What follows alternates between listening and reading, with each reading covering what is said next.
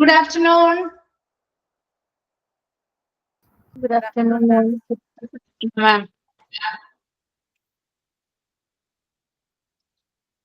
Okay, നമ്മുടെ materials management എന്ന് പറയുന്ന ചാപ്റ്റർ ആണ് പഠിച്ചുകൊണ്ടിരിക്കുന്നത് അല്ലേ? Yes, ma'am. ഓക്കെ, എവിടെ വരെ എടുത്ത കഴിഞ്ഞ ക്ലാസ്സില്? ഇനി ഇൻവോയ്സ് ഓർ ബിൽ തൊട്ട് സ്റ്റാർട്ട് ചെയ്യണം. ഓക്കെ,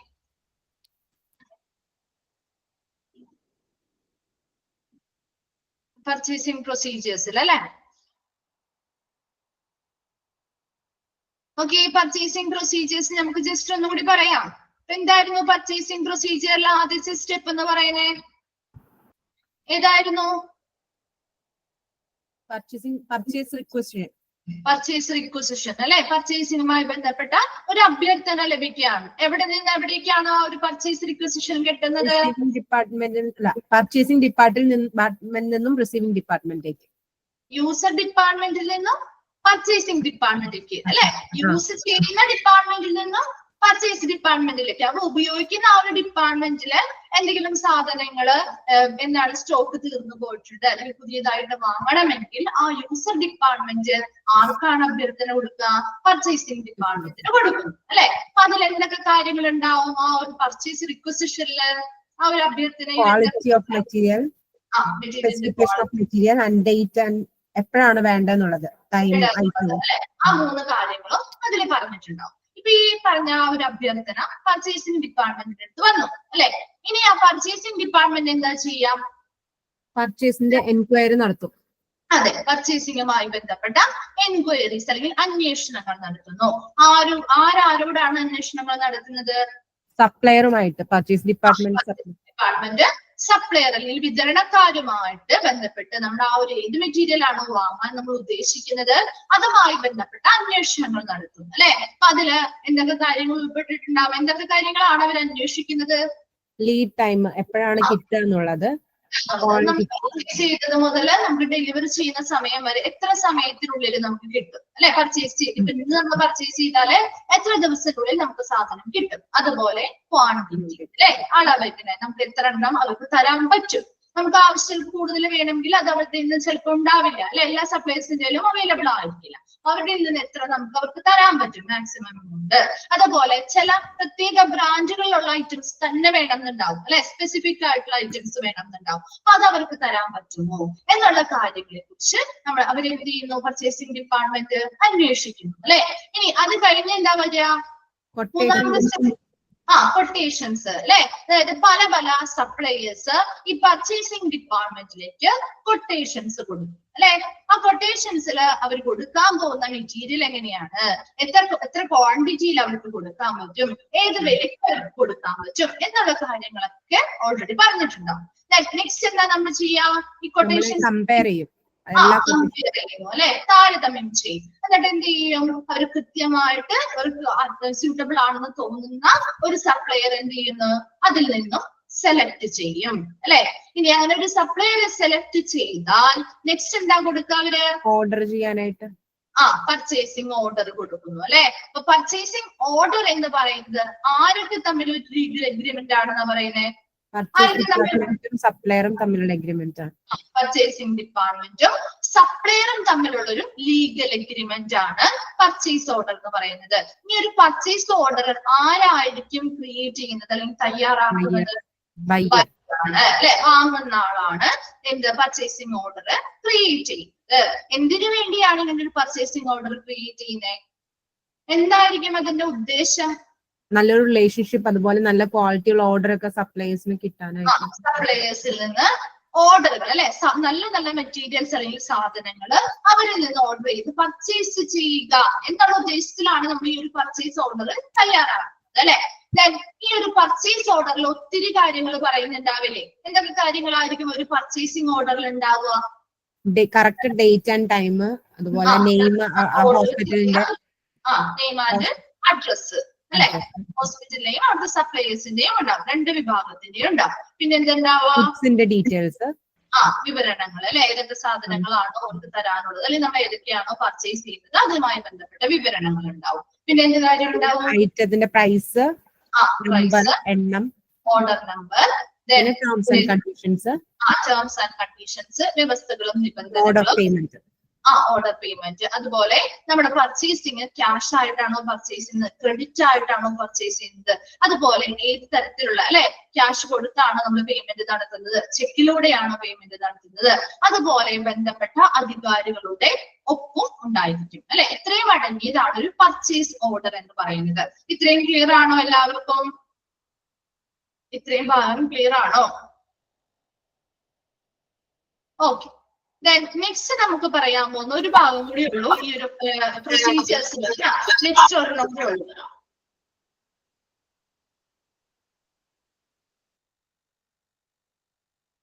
ഓക്കെ, ശ്രദ്ധിക്കുക കേട്ടോ. നെക്സ്റ്റ് ലാസ്റ്റ് വൺ ആണ് ഇൻവോയ്സ് ഓഫ് ബില്ല് അല്ലെ.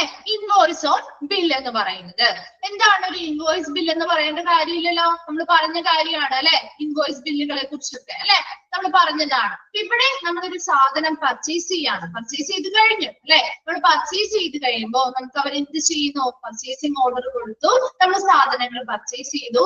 അതിനുശേഷം അവർ നമുക്ക് എന്ത് തരും? ആരാ നമുക്ക് ഇൻവോയ്സ് ബില്ലുകൾ തരുന്നേ? ആരാ തരുന്നത് ഇൻവോയ്സ് അല്ലെങ്കിൽ ബില്ലുകള്? ആരാണ് തരുന്നത്? സപ്ലയർ അല്ലെ. വിതരണക്കാരാണ് നമുക്ക് ആ ഒരു ഇൻവോയ്സ് ബില്ലുകൾ തരുന്നത് അല്ലെ. അപ്പൊ ഇവിടെ ആ ഒരു ഇൻവോയ്സ് ബില്ല് എന്ന് പറയുന്നത് ക്രിയേറ്റ് ചെയ്യുന്നത് അല്ലെങ്കിൽ ഉണ്ടാക്കുന്നത് സപ്ലയർ ആണ്, വിതരണക്കാരൻ അല്ലെ, വിൽപ്പനക്കാരനാണ് അത് ഉണ്ടാക്കുന്നത്. Shows how much the buyer request to pay for goods brought from the supplier. ആ സപ്ലയറിൽ നിന്ന് അല്ലെങ്കിൽ വിൽപ്പനക്കാരിൽ നിന്ന് നമ്മൾ വാങ്ങിയ സാധനങ്ങൾക്ക് എത്ര രൂപ നമ്മൾ നൽകണം അല്ലെ. അതാണ് ഒരു ഇൻവോയ്സ് അല്ലെങ്കിൽ ബില്ല് എന്ന് പറയുന്നത്. വിൽപ്പനക്കാരിൽ നിന്ന് നമ്മൾ വാങ്ങിയ സാധനങ്ങൾക്ക് ആ വാങ്ങുന്ന ആള് എത്ര രൂപ നൽകണമെന്നാണ് ഇൻവോയ്സ് അല്ലെങ്കിൽ ബില്ലുകളിൽ കാണിക്കുന്നത്. അത് തയ്യാറാക്കുന്നത് സപ്ലയർ ആണ്. ഇത് എപ്പോഴാണ് അവർ കൊടുക്കുന്നേ? Given by the suppliers to the purchasing department when the item is distributed. എപ്പോഴാണ് ഇത് നൽകുക? അവര് നമ്മൾ പർച്ചേസിംഗ് ഓർഡർ കൊടുത്ത് നമ്മൾ പർച്ചേസ് ചെയ്ത സാധനങ്ങൾ വിതരണം ചെയ്തതിന് ശേഷമായിരിക്കും ഈ സപ്ലയേഴ്സ് പർച്ചേസിംഗ് ഡിപ്പാർട്ട്മെന്റിന് ഈ ബില്ലുകൾ അല്ലെങ്കിൽ ഇൻവോയ്സുകൾ കൈമാറുന്നത്. ക്ലിയർ ആണോ? Then the bills are cleared by the finance or accounts department. ഇനി വരുന്ന ബില്ലുകൾ അത് ക്ലിയർ ചെയ്യുന്നത് ആരാണ്? ആ ഹോസ്പിറ്റലിലെ ഫിനാൻസ് അല്ലെങ്കിൽ അക്കൗണ്ട്സ് ഡിപ്പാർട്ട്മെന്റ് ആയിരിക്കും. ഇപ്പൊ ഇൻവോയ്സ് ഓഫ് ബില്ലുകൾ എന്ന് പറഞ്ഞാല് അത് ക്രിയേറ്റ് ചെയ്യുന്ന അല്ലെങ്കിൽ ഉണ്ടാക്കുന്നത് സപ്ലയേഴ്സ് ആണ്. ആ സപ്ലയേഴ്സ് എന്തിനാണ് അങ്ങനെ ഒരു ഇൻവോയ്സ് അല്ലെങ്കിൽ ബില്ലുകൾ തയ്യാറാക്കുന്നത്? അവരിൽ നിന്ന് ഈ ബയ്യർ വാങ്ങിയിട്ടുള്ള സാധനങ്ങൾക്കുള്ള തുക നൽകുന്നതിന് വേണ്ടി അല്ലെ, പണം നൽകുന്നതിന് വേണ്ടിയിട്ടാണ് ഈ ഇൻവോയ്സ് അല്ലെങ്കിൽ ബില്ലുകൾ തയ്യാറാക്കുന്നത്. ഇനി ഇത് എപ്പോഴാണ് അവർക്ക് കൊടുക്കുന്നത്? സപ്ലയർ പർച്ചേസിംഗ് ഡിപ്പാർട്ട്മെന്റിലേക്ക് എപ്പോഴാണ് നൽകുന്നത്? when the item is distributed. സാധനങ്ങൾ വിതരണം ചെയ്തതിന് ശേഷം ഈ സപ്ലയേഴ്സ് അത് പർച്ചേസിംഗ് ഡിപ്പാർട്ട്മെന്റിലേക്ക് ഈ ഇൻവോയ്സ് അല്ലെങ്കിൽ ബില്ലുകൾ നൽകുന്നു. ഇനി ഈ ബില്ലുകൾ ക്ലിയർ ചെയ്യുന്നത് ആ ഹോസ്പിറ്റലിലെ ഫിനാൻസ് അല്ലെങ്കിൽ അക്കൗണ്ട് ഡിപ്പാർട്ട്മെന്റ് ആണ്. ക്ലിയർ ആണോ? അത് ഇൻവോയ്സ് ഓർ ബിൽ എന്ന് പറയുന്ന ഭാഗം ഓക്കെ അല്ലേ? ഓക്കെ. നെക്സ്റ്റ് നമ്മൾ പറയാൻ പോകുന്നത് entire purchasing procedures divided into 3. നമ്മളിപ്പോ പറഞ്ഞ ഈ പ്രൊസീജിയേഴ്സ് എല്ലാം ഒരു 3ആയി ഡിവൈഡ് ചെയ്ത് നമ്മൾ പഠിക്കുകയാണ്. ജസ്റ്റ് ഒന്നുമില്ല, ഈ 3 ഹെഡിങ്സും ഓരോരോ, അതായത് ആ പർച്ചേസിങ്ങിന് മുൻപുള്ള ഒരു ഘട്ടം, പർച്ചേസിങ് ഘട്ടം അല്ലെ, ഓർഡർ ചെയ്ത് നമ്മൾ ആ സാധനം പർച്ചേസ് ചെയ്യുന്ന ഘട്ടം, അത് കഴിഞ്ഞുള്ള ഘട്ടം, അങ്ങനെ 3ആയിട്ട് ഈ പറയുന്ന പ്രൊസീജിയേഴ്സിനെ തിരിച്ചിട്ടുണ്ട്. അത് ഒന്നാമത്തേത് എന്താ? Pre purchase system. എന്താണ്? പർച്ചേസിങ്ങിന് മുൻപുള്ളത് അല്ലെ. പ്രീ എന്ന് പറയുമ്പോൾ മുൻപാണ്. പർച്ചേസിങ്ങിന് മുൻപ് എന്തൊക്കെ കാര്യങ്ങളാണ് നമ്മൾ ചെയ്തേ? നിങ്ങളൊന്ന് പറഞ്ഞ ഈ പറഞ്ഞ പ്രൊസീജിയേഴ്സിൽ നമ്മൾ പർച്ചേസ് ചെയ്യുന്നതിന് മുൻപ് എന്തൊക്കെ കാര്യങ്ങളാണ് പറഞ്ഞത്? അല്ലെങ്കിൽ ഒരു പർച്ചേസ് ചെയ്യാനുള്ള ഒരു ഓർഡർ കൊടുക്കുന്നതിന് മുൻപ് നമ്മൾ എന്തൊക്കെ കാര്യങ്ങൾ ചെയ്തു? എന്തൊക്കെ കാര്യങ്ങളാണ് അവർ ചെയ്തത്? പ്രൊസീജിയേഴ്സ് പഠിച്ചതല്ലേ? റിക്വസിഷൻ അല്ലെ. പർച്ചേസ് റിക്വസിഷൻ കൊടുക്കാൻ പർച്ചേസിംഗുമായി ബന്ധപ്പെട്ട അഭ്യർത്ഥന നൽകുന്നത് പർച്ചേസിംഗിന് മുൻപാണ്. എൻക്വയറി അല്ലെ, പർച്ചേസിംഗുമായി ബന്ധപ്പെട്ട അന്വേഷണങ്ങൾ നടത്തുന്നത് പർച്ചേസിംഗിന്റെ ഓർഡർ കൊടുക്കുന്നതിന് മുൻപാണ്. പിന്നെ ഏതാണ് മൂന്നാമതായിട്ട് പറയുന്നത്? കൊട്ടേഷൻസ് അല്ലെ. റിസീവിംഗ് കൊട്ടേഷൻസ് സ്വീകരിക്കുന്നു. അതിനുശേഷം അത് എന്ത് ചെയ്യുന്നു? കൊട്ടേഷൻസ് സ്വീകരിച്ചതിന് ശേഷം കമ്പയർ ചെയ്യുന്നു അല്ലെ, അത് തമ്മിൽ താരതമ്യം ചെയ്യുന്നു. ഇത്രയും കാര്യങ്ങൾ നമ്മൾ ഒരു ഓർഡർ കൊടുക്കുന്നതിന് മുൻപുള്ള കാര്യങ്ങളല്ലേ. അപ്പൊ അതിനെന്തിൽ ഉൾപ്പെടുത്തി? പ്രീ പർച്ചേസ് സിസ്റ്റത്തിൽ ഉൾപ്പെടുത്തി. ക്ലിയർ ആണോ? അത് എന്തൊക്കെ വരും പ്രീ പർച്ചേസ് സിസ്റ്റത്തില്? നമ്മൾ ആ ഒരു പ്രൊസീജിയേഴ്സ് മനസ്സിലാക്കി സിമ്പിൾ ആയിട്ട് നിങ്ങൾക്ക് എഴുതാവുന്ന കാര്യമുള്ളൂ. പർച്ചേസ് റിക്വസിഷൻ അല്ലെ, അതുപോലെ പർച്ചേസ് എൻക്വയറി, ദെൻ റിസീവിംഗ് ആണ് കേട്ടോ. ഇത് റിസീവിംഗ്, റിസർവിംഗ് അല്ല റിസീവിംഗ് ആണ് കേട്ടോ. അതൊന്ന് തിരുത്തി എഴുതിയേക്കാം. Receiving the quotations and comparative statement, compare ചെയ്ത് അതിനനുസരിച്ചുള്ള സ്യൂട്ടബിൾ ആയിട്ടുള്ള ആളുകളെ സെലക്ട് ചെയ്യുകയാണ് നമ്മൾ അവിടെ ചെയ്യുന്നത്. അത്രയും പർച്ചേസിന് ഒരു ഓർഡർ കൊടുക്കുന്നതിന് മുൻപ് നമ്മൾ ചെയ്യുന്ന കാര്യങ്ങളാണ് അല്ലെ. അതാണ് പ്രീ പർച്ചേസ് സിസ്റ്റത്തിൽ വരുന്നത്. ദെൻ ഓർഡറിംഗ് സിസ്റ്റം, ഓർഡറിംഗ് സിസ്റ്റത്തിൽ നിങ്ങൾക്ക് അറിയാവുന്നല്ലോ എന്താണ്? പ്രിപ്പറേഷൻ ഓഫ് പർച്ചേസ് ഓർഡർ, പർച്ചേസിംഗിന് വേണ്ടിയുള്ള ഓർഡറുകൾ തയ്യാറാക്കുന്നു ആൻഡ് ഫോളോ അപ്പുകൾ നടത്തുന്നു. ക്ലിയർ ആണോ? ഓർഡറിംഗ് സിസ്റ്റത്തില് നമ്മൾ ആ ഒരു പർച്ചേസിംഗ് ഓർഡറുകൾ തയ്യാറാക്കുന്നു, അതെന്ത് ചെയ്യുന്നു? ഫോളോ അപ്പ് നടത്തുന്നു അല്ലെ. നമുക്ക് എപ്പോ കിട്ടും? നമ്മളെ വിളിച്ചു ചോദിക്കില്ല എന്തെങ്കിലും ഒക്കെ ആണെങ്കിലും. ഇപ്പൊ നമ്മളാണെങ്കിലും ഒരു സാധനം ഓർഡർ ചെയ്ത് കഴിഞ്ഞാല് അത് എന്ന് വരും, ഏത് സമയത്ത് വരും, അതിപ്പോ എവിടെ വരെ എത്തി എന്നൊക്കെ ഓൺലൈനിൽ പർച്ചേസ് ചെയ്താൽ നിങ്ങൾ നോക്കാറില്ലേ? നമ്മൾ ആ ഓരോ ഓർഡറിന്റെ ഡീറ്റെയിൽസ് നമുക്ക് നോക്കിയാൽ കാണാൻ പറ്റില്ല. അത് ഇന്ന സ്ഥലത്ത് നിന്ന് ഇന്ന സ്ഥലം വരെ എത്തിയിട്ടുണ്ട് എന്നൊക്കെ കാണാൻ പറ്റില്ലേ? അപ്പൊ അതുപോലെ നമ്മൾ എന്ത് ചെയ്യുന്നു? ഫോളോ അപ്പുകൾ ചെയ്യുന്നു. മൂന്നാമത്തെ ഫേസ് ആണ് പോസ്റ്റ് പർച്ചേസിംഗ് സിസ്റ്റം. എന്താണ്? പർച്ചേസിംഗ് കഴിഞ്ഞിട്ട് അല്ലെ, ഓർഡർ കൊടുത്ത് സാധനം എന്ത് ചെയ്യാണ്? നമ്മൾ ഓർഡർ കൊടുത്തതിന് ശേഷം വരുന്ന കാര്യമാണ്. നോക്കിയേ, പോസ്റ്റ് പർച്ചേസിംഗ് സിസ്റ്റത്തിൽ എന്തൊക്കെ വരും? റിസീവിംഗ് ഓഫ് മെറ്റീരിയൽ അല്ലെ, നമ്മൾ ഓർഡർ കൊടുത്ത് വരുന്ന സാധനങ്ങൾ എന്ത് ചെയ്യുന്നു? സ്വീകരിക്കുന്നു അല്ലെ. ആൻഡ് ഇൻസ്പെക്ഷൻ, വന്ന സാധനങ്ങൾ നമ്മൾ അങ്ങനെ എടുത്തു വെക്കോ? ഇല്ല, പരിശോധിക്കും അല്ലെ. നമ്മൾ കൊടുത്തിരിക്കുന്ന ഓർഡർ പ്രകാരമുള്ള സാധനങ്ങളാണോ വന്നിരിക്കുന്നത്, ക്വാളിറ്റി അതുപോലെയാണോ, ക്വാണ്ടിറ്റി പറഞ്ഞിരിക്കുന്ന ക്വാണ്ടിറ്റി സാധനങ്ങളുണ്ടോ, എന്നെല്ലാ രീതിയിലുമുള്ള ഡാമേജുകളുണ്ടോ എന്നൊക്കെ നമ്മൾ എന്ത് ചെയ്യും? പരിശോധിക്കും അല്ലെ. ആൻഡ് പേയ്മെന്റ് ഓഫ് ബിൽസ്, പിന്നീട് നമ്മൾ എന്ത് ചെയ്യും? ഓക്കെ ആണെന്നുണ്ടെങ്കിൽ നമ്മൾ ആ ഒരു ബില്ല് എന്ത് ചെയ്യും? പേയ്മെന്റ് കൊടുക്കും അല്ലെ, ബില്ല് അടയ്ക്കും. അത്രയല്ലേ ചെയ്യുന്നേ? അതാണ് പോസ്റ്റ് പർച്ചേസിംഗ് സിസ്റ്റത്തിൽ വരുന്നത്. ക്ലിയർ ആണോ? ആ മൂന്നെണ്ണം സിമ്പിൾ ആയിട്ടുള്ള കാര്യങ്ങളാണ്. നമ്മൾ ആ പറഞ്ഞിരിക്കുന്ന പ്രൊസീജിയർ വെച്ച് തന്നെ നിങ്ങൾ മനസ്സിലാക്കി പഠിച്ചാൽ മതി. എക്സ്ട്രാ ഒന്നും പറയുന്നില്ല. ആ ഒരു പർച്ചേസിംഗിന് മുൻപ് പറയുന്ന കാര്യങ്ങൾ അല്ലെങ്കിൽ ഒരു ഓർഡർ ചെയ്യുന്നതിന് മുൻപ് പറയുന്ന കാര്യങ്ങൾ എന്താണോ അതൊന്ന് മനസ്സിലാക്കി വെച്ച് നിങ്ങൾക്ക് എഴുതാൻ പറ്റും അല്ലെ.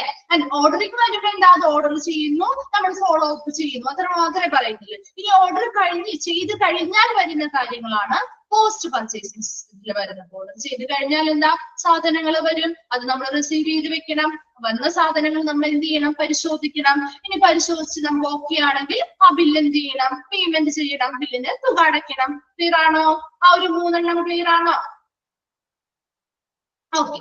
Then next വരുന്നത് ക്യാപിറ്റൽ എക്യുപ്മെന്റ് പർച്ചേസ്. എന്താണ് ഒരു ക്യാപിറ്റൽ എക്യുപ്മെന്റ് എന്നാ പറഞ്ഞേ? എന്താണ് ഒരു ക്യാപിറ്റൽ എക്യുപ്മെന്റ് എന്ന് പറഞ്ഞേ? വലിയ വില കൊടുത്ത് വാങ്ങുന്ന സാധനങ്ങൾ അല്ലെ. ഇപ്പൊ ഹോസ്പിറ്റലിലേക്ക് ഒത്തിരി ഉപകരണങ്ങൾക്ക് ആവശ്യമുണ്ട് അല്ലെ, എക്യുപ്മെന്റ്സുകൾ. അപ്പൊ ഒരുപാട് വിലപിടിപ്പുള്ള ഉപകരണങ്ങൾ ഇല്ലേ ഹോസ്പിറ്റലില്? ഇല്ലേ? ഒരുപാട് വിലപിടിപ്പുള്ള ഉപകരണങ്ങൾ ഇല്ലേ? ഇപ്പൊ നമ്മൾ ഒത്തിരി ഉപകരണങ്ങളുണ്ട് അല്ലെ. അത് എന്തുകൊണ്ടായിരിക്കും അവർ അത്രയും വില കൊടുത്താൽ പോലും അത് വാങ്ങുന്നത്? അത് അത്രയും ഇമ്പോർട്ടന്റ് ആയതുകൊണ്ടാണ് അല്ലെ. ആ ഹോസ്പിറ്റലിൽ നമുക്ക് അനിവാര്യമായിട്ടുള്ള അല്ലെങ്കിൽ ഒഴിവാക്കാൻ പറ്റാത്ത ഒരു എക്യുപ്മെന്റ്സുകൾ ആയതുകൊണ്ടാണ് എത്ര വില കൊടുത്താണെങ്കിലും ആ സാധനം വാങ്ങുന്നത് അല്ലെ. വളരെ ഇമ്പോർട്ടന്റ് ആണത്. അപ്പൊ എന്തിനു വേണ്ടി? ആ ഹോസ്പിറ്റലിന്റെ പ്രവർത്തനങ്ങൾ നല്ല രീതിയിൽ മുന്നോട്ട് കൊണ്ടുപോകാനായിട്ട് ഈ എക്യുപ്മെന്റുകളുടെ സഹായം ആവശ്യമാണ്. അതുകൊണ്ടാണ് നമ്മൾ വലിയ തുകകൾ കൊടുത്തുകൊണ്ട് എന്ത് ചെയ്യുന്നത്? ആ സാധനം പർച്ചേസ് ചെയ്ത് വെക്കുന്നത്. ഈ ഒരു ക്യാപിറ്റൽ എക്യുപ്മെന്റ്സ് അല്ലെങ്കിൽ മൂലധന ഉപകരണങ്ങളുടെ പർച്ചേസിംഗുമായി ബന്ധപ്പെട്ട് കുറച്ച് കാര്യങ്ങളാണ് നമ്മൾ ഇനി പഠിക്കാൻ പോകുന്നത് കേട്ടോ. നോക്കി, പ്രധാനമായിട്ടും ഈ ഒരു പർച്ചേസിംഗുമായി ബന്ധപ്പെട്ട് 4 കാര്യങ്ങളാണ് ആദ്യം പറയുന്നത്. ഫസ്റ്റ് വൺ ആണ് major investment in A hospital. ഈ ഒരു ക്യാപിറ്റൽ എക്യുപ്മെന്റിന്റെ പർച്ചേസിംഗ് എന്ന് പറയുന്നത് ഹോസ്പിറ്റലിലെ അല്ലെങ്കിൽ ആശുപത്രിയിലെ പ്രധാന എന്താണ്? മേജർ ഇൻവെസ്റ്റ്മെന്റ് ആണ്, പ്രധാന നിക്ഷേപമാണെന്നാ പറയുന്നത് അല്ലെ. ഇപ്പൊ നമ്മുടെ വീടുകളിലാണെങ്കിലും നമ്മൾ വലിയ വലിയ സാധനങ്ങളൊക്കെ വാങ്ങിക്കാറില്ലേ? എന്തെങ്കിലുമൊക്കെ വില കൂടിയ സാധനങ്ങൾ വാങ്ങാറുണ്ടോ? എന്താണ്? ഇപ്പൊ വാഹനങ്ങൾ വാങ്ങാറുണ്ട് അല്ലെ. പണ്ട് വാഹനങ്ങൾ വാങ്ങാറില്ലേ? അതിനൊക്കെ നിസ്സാര വില കൊടുത്താൽ കിട്ടുമോ? ഇല്ല. നമുക്കൊരു നല്ലൊരു കാറ് വാങ്ങണമെങ്കിൽ നല്ല എമൗണ്ട് കൊടുക്കേണ്ടി വരില്ലേ? ഇല്ലേ? ലക്ഷങ്ങൾ കൊടുക്കേണ്ടതായിട്ട് വരും. അത് നമ്മുടെ എന്താ? ഒരു മൂലധനം അല്ലെ, നമ്മുടെ എന്താ ഒരു നിക്ഷേപമാണ് അല്ലെ, ഇൻവെസ്റ്റ്മെന്റ് ആണ്. അതുപോലെ നമ്മൾ ഗോൾഡ് വാങ്ങിക്കാറില്ലേ, അത് നമ്മുടെ എന്താ ഒരു ഇൻവെസ്റ്റ്മെന്റ് ആണ്. ഇപ്പൊ എന്തിനു വേണ്ടിയാണ്, ഇപ്പൊ നമുക്കത് അത്ര വലിയ അത്യാവശ്യമല്ലെങ്കിൽ പോലും നമ്മളൊരു ഇൻവെസ്റ്റ്മെന്റ് ആയിട്ടാണ് നമ്മളത് കാണുന്നത് അല്ലെ. അപ്പൊ ഇവിടെ ഹോസ്പിറ്റലിൽ അങ്ങനെയുള്ള ഒരു ഇൻവെസ്റ്റ്മെന്റ് എന്താ, ഇങ്ങനെയുള്ള ക്യാപിറ്റൽ എക്യുപ്മെന്റ്സ്, മൂലധന ഉപകരണങ്ങൾ പർച്ചേസ് ചെയ്യുക എന്നുള്ളതാണ്. അത് പർച്ചേസ് ചെയ്യുന്നത് ആ ഒരു ആശുപത്രിയുടെ പ്രധാനപ്പെട്ട ഒരു എന്താണ് ഇൻവെസ്റ്റ്മെന്റ് ആണ്, അല്ലെങ്കിൽ പ്രധാന നിക്ഷേപമാണ്. രണ്ടാമതായി പറയുന്നത് നോൺ റെപ്പിറ്റേറ്റീവ് പർച്ചേസ്. എന്താ, ആവർത്തിക്കാത്ത പർച്ചേസിങ് നടത്തുന്നു. എന്തായിരിക്കും അങ്ങനെ പറയുന്നത്, ആവർത്തിക്കാത്ത പർച്ചേസിങ് നടത്തുന്നു എന്ന്? എക്സാമ്പിൾ പറയും, നമ്മൾ ഒരു കാറ് വാങ്ങി, നമ്മള് തൊട്ടടുത്ത ദിവസം ഒരു കാറ് വാങ്ങി, നെക്സ്റ്റ് അടുത്ത വർഷം നമ്മൾ മറ്റൊരു കാർ വാങ്ങും. ഒരു പുതിയ കാറാണ് നമ്മൾ വാങ്ങിയിരിക്കുന്നത്, അടുത്ത വർഷം നമ്മൾ മറ്റൊരു പുതിയ കാർ വാങ്ങും. മണി സേവ് ചെയ്യാൻ പറ്റും, ശരിയാണ്. നമ്മൾ ഒരു അടുത്ത വർഷം നമ്മൾ കാർ വാങ്ങും ഇല്ല അല്ലെ. ആ കാറ് തന്നെ എത്ര നാള് കംപ്ലൈന്റ് ഇല്ലാതെ പോകുന്നോ അത്രയും നാള് നമ്മൾ അത് മുന്നോട്ട് കൊണ്ടുപോകും അല്ലെ, അത് തന്നെ ഉപയോഗിക്കും. അതാണ് ഇവിടെയും പറയുന്നത്. എന്താ, നോൺ റെപ്പിറ്റേറ്റീവ് പർച്ചേസ്. ഒരു പ്രാവശ്യം ഇത്രയും വില കൊടുത്ത് ഈ സാധനം നമ്മൾ വാങ്ങിക്കഴിഞ്ഞാൽ നമ്മൾ അത് എന്ത് ചെയ്യണം, അത് മെയിൻ്റനൻസ് ചെയ്ത് ശരിയായ രീതിയിൽ മുന്നോട്ട് കൊണ്ടുപോവുകയാണെങ്കിൽ നമുക്ക് അതിന് പകരം ഓരോ വർഷവും ഇതേ സെയിം എക്യുപ്മെന്റ് വാങ്ങേണ്ട ആവശ്യം വരുന്നില്ല അല്ലെ. അപ്പൊ അവിടെയും എന്താണ്, നമുക്കത് പണം നമുക്ക് എന്ത് ചെയ്യാൻ പറ്റും, സേവ് ചെയ്യാൻ പറ്റും അല്ലെ. അപ്പൊ അതാണ് ആവർത്തിച്ചു വരാത്ത പർച്ചേസിങ് എന്ന് പറയുന്നത്. നോൺ റെപ്പിറ്റേറ്റീവ് പർച്ചേസ് ആണ്. ഇത് ഒരുപാട് പ്രാവശ്യം എപ്പോഴും വാങ്ങേണ്ടതായിട്ടുള്ളൊരു ആവശ്യകത വരുന്നില്ല. മൂന്നാമതായി പറയുന്നത് includes the major operations of the hospital. ഒരു ഹോസ്പിറ്റലിലെ പ്രധാന പ്രവർത്തനങ്ങളെല്ലാം ഇതിൽ ഉൾപ്പെടുന്നുണ്ട് അല്ലെ. ഈ ഒരു ക്യാപിറ്റൽ എക്യുപ്മെന്റിന്റെ കാര്യം നോക്കിയേ. ഈ ഒരു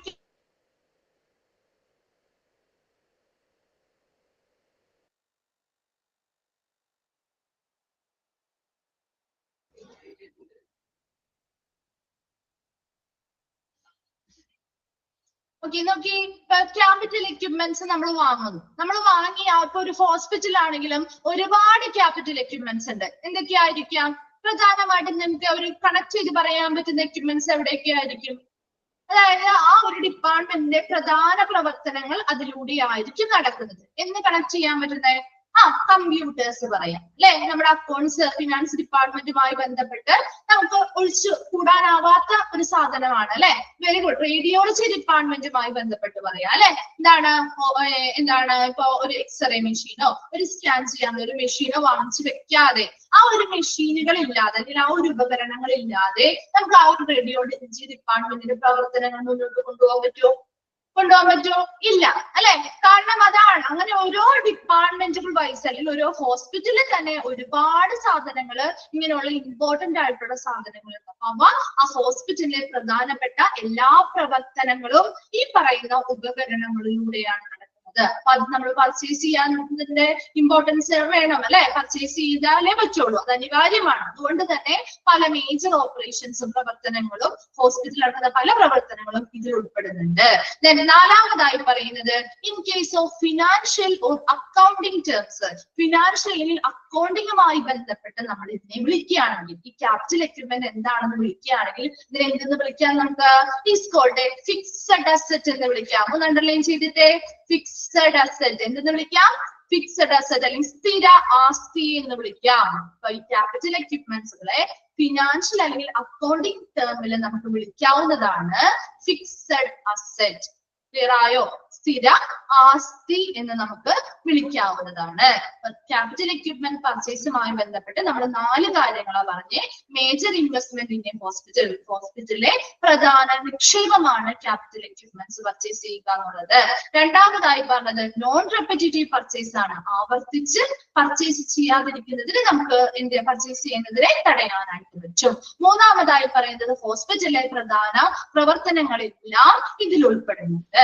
നാലാമതായി പറയുന്നത് ഫിനാൻഷ്യൽ അല്ലെങ്കിൽ അക്കൗണ്ടിങ്ങുമായി ബന്ധപ്പെട്ട കാര്യങ്ങളിൽ നമുക്ക് ക്യാപിറ്റൽ എക്യുപ്മെന്റിനെ എങ്ങനെ വിളിക്കാം എന്ന് പറയുന്നത് ഒരു ഫിക്സഡ് അസറ്റ് അല്ലെങ്കിൽ സ്ഥിര ആസ്തി എന്ന് വിളിക്കാം. ക്ലിയർ ആയോ? 4 പോയിന്റ്സ് ഓക്കെ ആണോ? ഓക്കെ. Then next വരുന്നത് hospital equipment management consist of 5 points. ഇനി ഒരു ഹോസ്പിറ്റലില് ഇങ്ങനെയുള്ള ഒരു ക്യാപിറ്റൽ എക്യുപ്മെന്റ്സുമായി ബന്ധപ്പെട്ട കാര്യങ്ങളാണ് പറയുന്നത് കേട്ടോ. അതിൽ 5 പോയിന്റ്സ് ആണ് ഈ എക്യുപ്മെന്റുകൾ മാനേജ് ചെയ്യുന്നതുമായി ബന്ധപ്പെട്ട് വരുന്നത്. അതിൽ 5 പോയിന്റ്സും നമുക്ക് കുറച്ച് എക്സ്പ്ലെയിൻ ചെയ്ത് പറയാനുണ്ട്. നമുക്ക് ജസ്റ്റ് അത് എന്താണെന്ന് പറഞ്ഞിട്ട് ആ ഓരോ പോയിന്റ്സും എക്സ്പ്ലെയിൻ ചെയ്യാം കേട്ടോ. നോക്കി ഫസ്റ്റ് വൺ ആണ് പ്ലാനിങ് ഫോർ ദി എക്യുപ്മെന്റ്. എന്താണ്? ഉപകരണങ്ങള് വാങ്ങുന്നതിനായുള്ള ആസൂത്രണങ്ങൾ ചെയ്യുക. ഇതാണ് പ്ലാനിങ് ഫോർ ദി എക്യുപ്മെന്റ് എന്ന് പറയുന്നത് അല്ലെ. അപ്പൊ ആ ഒരു ആസൂത്രണം ചെയ്തു ഏതൊക്കെ ആളുകളെ സെലക്ട് ചെയ്യണം അത് നമുക്ക് പറയുന്നുണ്ട് കേട്ടോ. അപ്പൊ പറയാം ഡീറ്റെയിൽ ആയിട്ട്. ആദ്യം നമ്മൾ എന്താ പറഞ്ഞ ഒരു ഉപകരണം അല്ലെങ്കിൽ ഒരു എക്യുപ്മെന്റ് വാങ്ങുന്നതുമായി ബന്ധപ്പെട്ടുള്ള ആസൂത്രണങ്ങൾ ചെയ്യുന്നു, പ്ലാനിങ് ചെയ്യുന്നു. രണ്ടാമതായിട്ട് പർച്ചേസിംഗ് ഓഫ് എക്യുപ്മെന്റ്. ഇനി പ്ലാൻ ചെയ്ത പ്രകാരമുള്ള എക്യുപ്മെന്റുകൾ നമ്മൾ എന്ത് ചെയ്യുന്നു? പർച്ചേസിംഗ് ചെയ്യുന്നു, വാങ്ങുന്നു. മൂന്നാമതായിട്ട് മെയിൻ്റനൻസ് ഓഫ് എക്യുപ്മെന്റ്സ്, ഉപകരണങ്ങള് പരിപാലിക്കുന്നു. നാലാമതായി എന്താ? യൂട്ടിലൈസേഷൻ ഓഫ് എക്യുപ്മെന്റ്സ്, ഉപകരണങ്ങള് ശരിയായ രീതിയിൽ ഉപയോഗിക്കുന്നു. അഞ്ചാമത്തേതായിട്ട് ഡിസ്കാർഡിംഗ് ഓഫ് എക്യുപ്മെന്റ്. എന്താ? ഉപകരണങ്ങള് നിരസിക്കുക അല്ലെങ്കിൽ എന്ത് ചെയ്യുക? ഡിസ്കാർഡ് ചെയ്യുക, നിർമ്മാർജ്ജനം ചെയ്യുന്നു. ഈ ഒരു 5 കാര്യങ്ങളും ഒരു സാധനം ഒരു പർച്ചേസിംഗ് തുടങ്ങുന്നത് മുതൽ അവസാനം വരെയുള്ള ഒരു 5 പോയിന്റ് അല്ലേ നമ്മൾ പറഞ്ഞത്. ഒരു ഐറ്റം പർച്ചേസ് ചെയ്യുന്നതിന് മുൻപ് നമ്മൾ പ്ലാൻ ചെയ്യും, അത് കഴിഞ്ഞ് നമ്മൾ പർച്ചേസ് ചെയ്യും, അത് കഴിഞ്ഞ് ആവശ്യമായി വരാണ് മെയിൻ്റനൻസുകൾ കൊടുക്കും അല്ലെ. അത് നല്ല രീതിയിൽ ഉപയോഗിക്കും. അതിനുശേഷം ഉപയോഗിക്കാതായി കഴിഞ്ഞാൽ നമ്മൾ അത് എന്ത് ചെയ്യും? ഡിസ്കാർഡ് ചെയ്യും അല്ലെ. ഒന്നല്ലെങ്കിൽ സ്ക്രാപ്പിന് കൊടുക്കാം, അല്ലെങ്കിൽ എന്ത് ചെയ്യാം? അതിൻ്റെതായ രീതിയിൽ നിർമ്മാർജ്ജനം ചെയ്യാം അല്ലെ. ഈ 5 പോയിന്റ്സും നമ്മളൊരു പർച്ചേസിംഗുമായി ബന്ധപ്പെട്ട മാനേജ്മെന്റിൽ ഉൾപ്പെടുന്നതാണ്. ഇവിടെ നോക്കിയത് ഓരോന്നും നമുക്ക് കുറച്ച് കാര്യങ്ങൾ പറയുന്നുള്ളൂ കേട്ടോ, അറിയാവുന്ന കാര്യങ്ങൾ തന്നെ. Planning the equipment first one ആണ്. പ്ലാനിങ് ദ എക്യുപ്മെന്റ് അല്ലെ. Planning for the equipment. ആ എക്യുപ്മെന്റ് വാങ്ങുന്നത് എന്താണ് പറയുന്നത്? To choose the alternatives and select the best one. Next ആ ഒരു സെന്റൻസ് അങ്ങ് വെട്ടിക്കളഞ്ഞേക്കട്ടോ. ഇവിടെ വരുന്ന ഒരു ഭാഗമല്ല. Important point is felt needed എന്ന് പറയുന്നത് കേട്ടോ. അത് വേണ്ട കേട്ടോ, ആ ഒരു ഭാഗം വേണ്ട. നോക്കി first point, to choose the alternatives and select the best one. എന്താ? പല മാർഗങ്ങളിലൂടെ മികച്ച സപ്ലയേഴ്സിനെ എന്ത് ചെയ്യുക? തിരഞ്ഞെടുക്കുക അല്ലെ.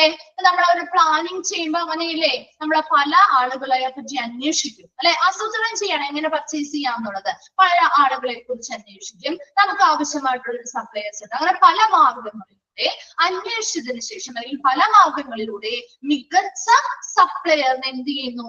സെലക്ട് ചെയ്യുന്നു അല്ലെങ്കിൽ കണ്ടെത്തുന്നു. അതാണ് പ്ലാനിങ് ദ എക്യുപ്മെന്റ് എന്ന് പറയുന്നത്. ക്ലിയർ ആണോ? അത് ഫസ്റ്റ് പോയിന്റ് ക്ലിയർ ആണോ? ദെൻ സെക്കൻഡ് വൺ ആണ് പർച്ചേസിംഗ് ആൻഡ് എക്യുപ്മെന്റ്. ഒരു എക്യുപ്മെന്റ് പർച്ചേസിംഗ് ചെയ്യുന്നു. അതില് ഒരു 9 major steps for purchasing a capital equipment. Capital equipments purchase ചെയ്യുന്നതുമായി ബന്ധപ്പെട്ട് ഒരു 9 മേജർ സ്റ്റെപ്സ് ആണുള്ളത്. നോക്കി ഫസ്റ്റ് വൺ എന്താണ്? പർച്ചേസിംഗ്. ഒരു എക്യുപ്മെന്റ് പർച്ചേസ് ചെയ്യാണ്, ഒരു ക്യാപിറ്റൽ എക്യുപ്മെന്റ് പർച്ചേസ് ചെയ്യുന്നതുമായി ബന്ധപ്പെട്ട സ്റ്റെപ്പുകളാണ് പറയുന്നത്. നമ്മൾ പറയുന്ന കാര്യം നമ്മൾ ഓൾറെഡി പറഞ്ഞത് തന്നെയാണ്, കുറച്ച് വ്യത്യാസങ്ങൾ മാത്രമേ ഉള്ളൂ. നോക്കി ഫസ്റ്റ് വൺ ആണ് ടു ഫോർകാസ്റ്റ് ദ ഡിമാൻഡ്. എന്താണ് ആദ്യം പറയുന്നത്? ആവശ്യങ്ങൾ മുൻകൂട്ടി കാണുക. ഇതാണ് ടു ഫോർകാസ്റ്റ് ദി ഡിമാൻഡ്. ആവശ്യങ്ങൾ മുൻകൂട്ടി കാണുക. എന്തായിരിക്കും ഇവിടെ ആവശ്യങ്ങൾ മുൻകൂട്ടി കാണുക എന്ന് പറയുന്നത്? ഒരു ക്യാപിറ്റൽ എക്യുപ്മെന്റ് നമ്മൾ പർച്ചേസ് ചെയ്യാൻ പോകുമ്പോൾ ഒരുപാട് പണം ചിലവാക്കിയാണ് നമ്മൾ ഈ ഒരു എക്യുപ്മെന്റ് പർച്ചേസ് ചെയ്യുന്നത് അല്ലെ. അപ്പൊ ആ ഒരു പണം ചിലവാക്കുമ്പോ അതിന് മുൻപ് നമ്മൾ എന്തൊക്കെ കാര്യങ്ങൾ ശ്രദ്ധിക്കണ്ടേ? മുൻകൂട്ടി കാണണം എത്ര രൂപ ചിലവാകും അല്ലെ. ഈ പറയുന്ന ആ ഒരു സാധനം, ആ ഒരു എക്യുപ്മെന്റ് അല്ലെങ്കിൽ ഉപകരണം പർച്ചേസ് ചെയ്യാൻ അത്രയ്ക്ക് നമുക്ക് ആ ഒരു ഹോസ്പിറ്റൽ അതിന്റെ ആവശ്യകതയുണ്ടോ? അതില്ലാതെ നമുക്ക് പ്രവർത്തനങ്ങൾ, ആ ഒരു ഡിപ്പാർട്ട്മെന്റ് പ്രവർത്തനങ്ങൾ നടക്കാതിരിക്കുമോ? എങ്ങനെയുള്ള പല രീതിയിലുള്ള കാര്യങ്ങളും മുൻകൂട്ടി കണ്ടുകൊണ്ട് അതിന്റെ ആവശ്യകത മനസ്സിലാക്കിക്കൊണ്ടായിരിക്കണം അവിടെ പർച്ചേസിംഗ് നടത്തുന്നത്. അതാണ് ടു ഫോർകാസ്റ്റ് ദി ഡിമാൻഡ്. ആവശ്യം നമ്മൾ എന്ത് ചെയ്യുക? മുൻകൂട്ടി കണ്ടുകൊണ്ട് ഏറ്റവും ഇമ്പോർട്ടന്റ് ആയിട്ട് അല്ലെങ്കിൽ അനിവാര്യമായിട്ടുള്ള സാധനങ്ങൾ വേണം പർച്ചേസ് ചെയ്യാനായിട്ട് അല്ലെ. രണ്ടാമതായിട്ട് പറയുന്നത് സോഴ്സസ് ഓഫ് ഫണ്ട്. ഫണ്ട് അല്ലെങ്കിൽ ആ ഒരു എന്താണ് പണത്തിന്റെ സ്രോതസ് എന്താണെന്നുള്ളത് മനസ്സിലാക്കണം. അപ്പൊ അതിൽ എന്തൊക്കെ കാര്യങ്ങളാണ് പറയുന്നത് നോക്കി. ചിലപ്പോ ലോണുകളിലൂടെ ആവാം. ഈ ഒരു സാധനം വാങ്ങണമെങ്കിൽ ഒരുപാട് പണം ചിലവാകും അല്ലെ. അപ്പൊ ചിലപ്പോ ലോണുകളിലൂടെ ആവാം അതിന്റെ ആ ഒരു പണത്തിന്റെ സ്രോതസ് എന്ന് പറയുന്നത്. രണ്ടാമത്തത് ഡിപ്രിസിയേഷൻ ഫണ്ട്. എന്താണ്? പുതിയ സാധനങ്ങൾ വാങ്ങാൻ വേണ്ടിയിട്ട് ആ ഹോസ്പിറ്റലിന് ലഭ്യമായിട്ടുള്ളൊരു തുക ഉണ്ടായിരിക്കും. അപ്പൊ അവരുടെ ബഡ്ജറ്റും കാര്യങ്ങളൊക്കെ വരുമ്പോ അവർ പുതിയ പുതിയ സാധനങ്ങൾ വാങ്ങാനായിട്ട് ആ ഹോസ്പിറ്റലിൽ ഒരു തുക ലഭ്യമായിട്ടുണ്ടാകും. അതാണ് ഡിപ്രിസിയേഷൻ ഫണ്ട് എന്ന് പറയുന്നത്. മൂന്നാമത്തതായി പറയുന്നത് ഹോസ്പിറ്റൽ അക്യുമുലേറ്റഡ് പ്രോഫിറ്റ്. എന്താണ്?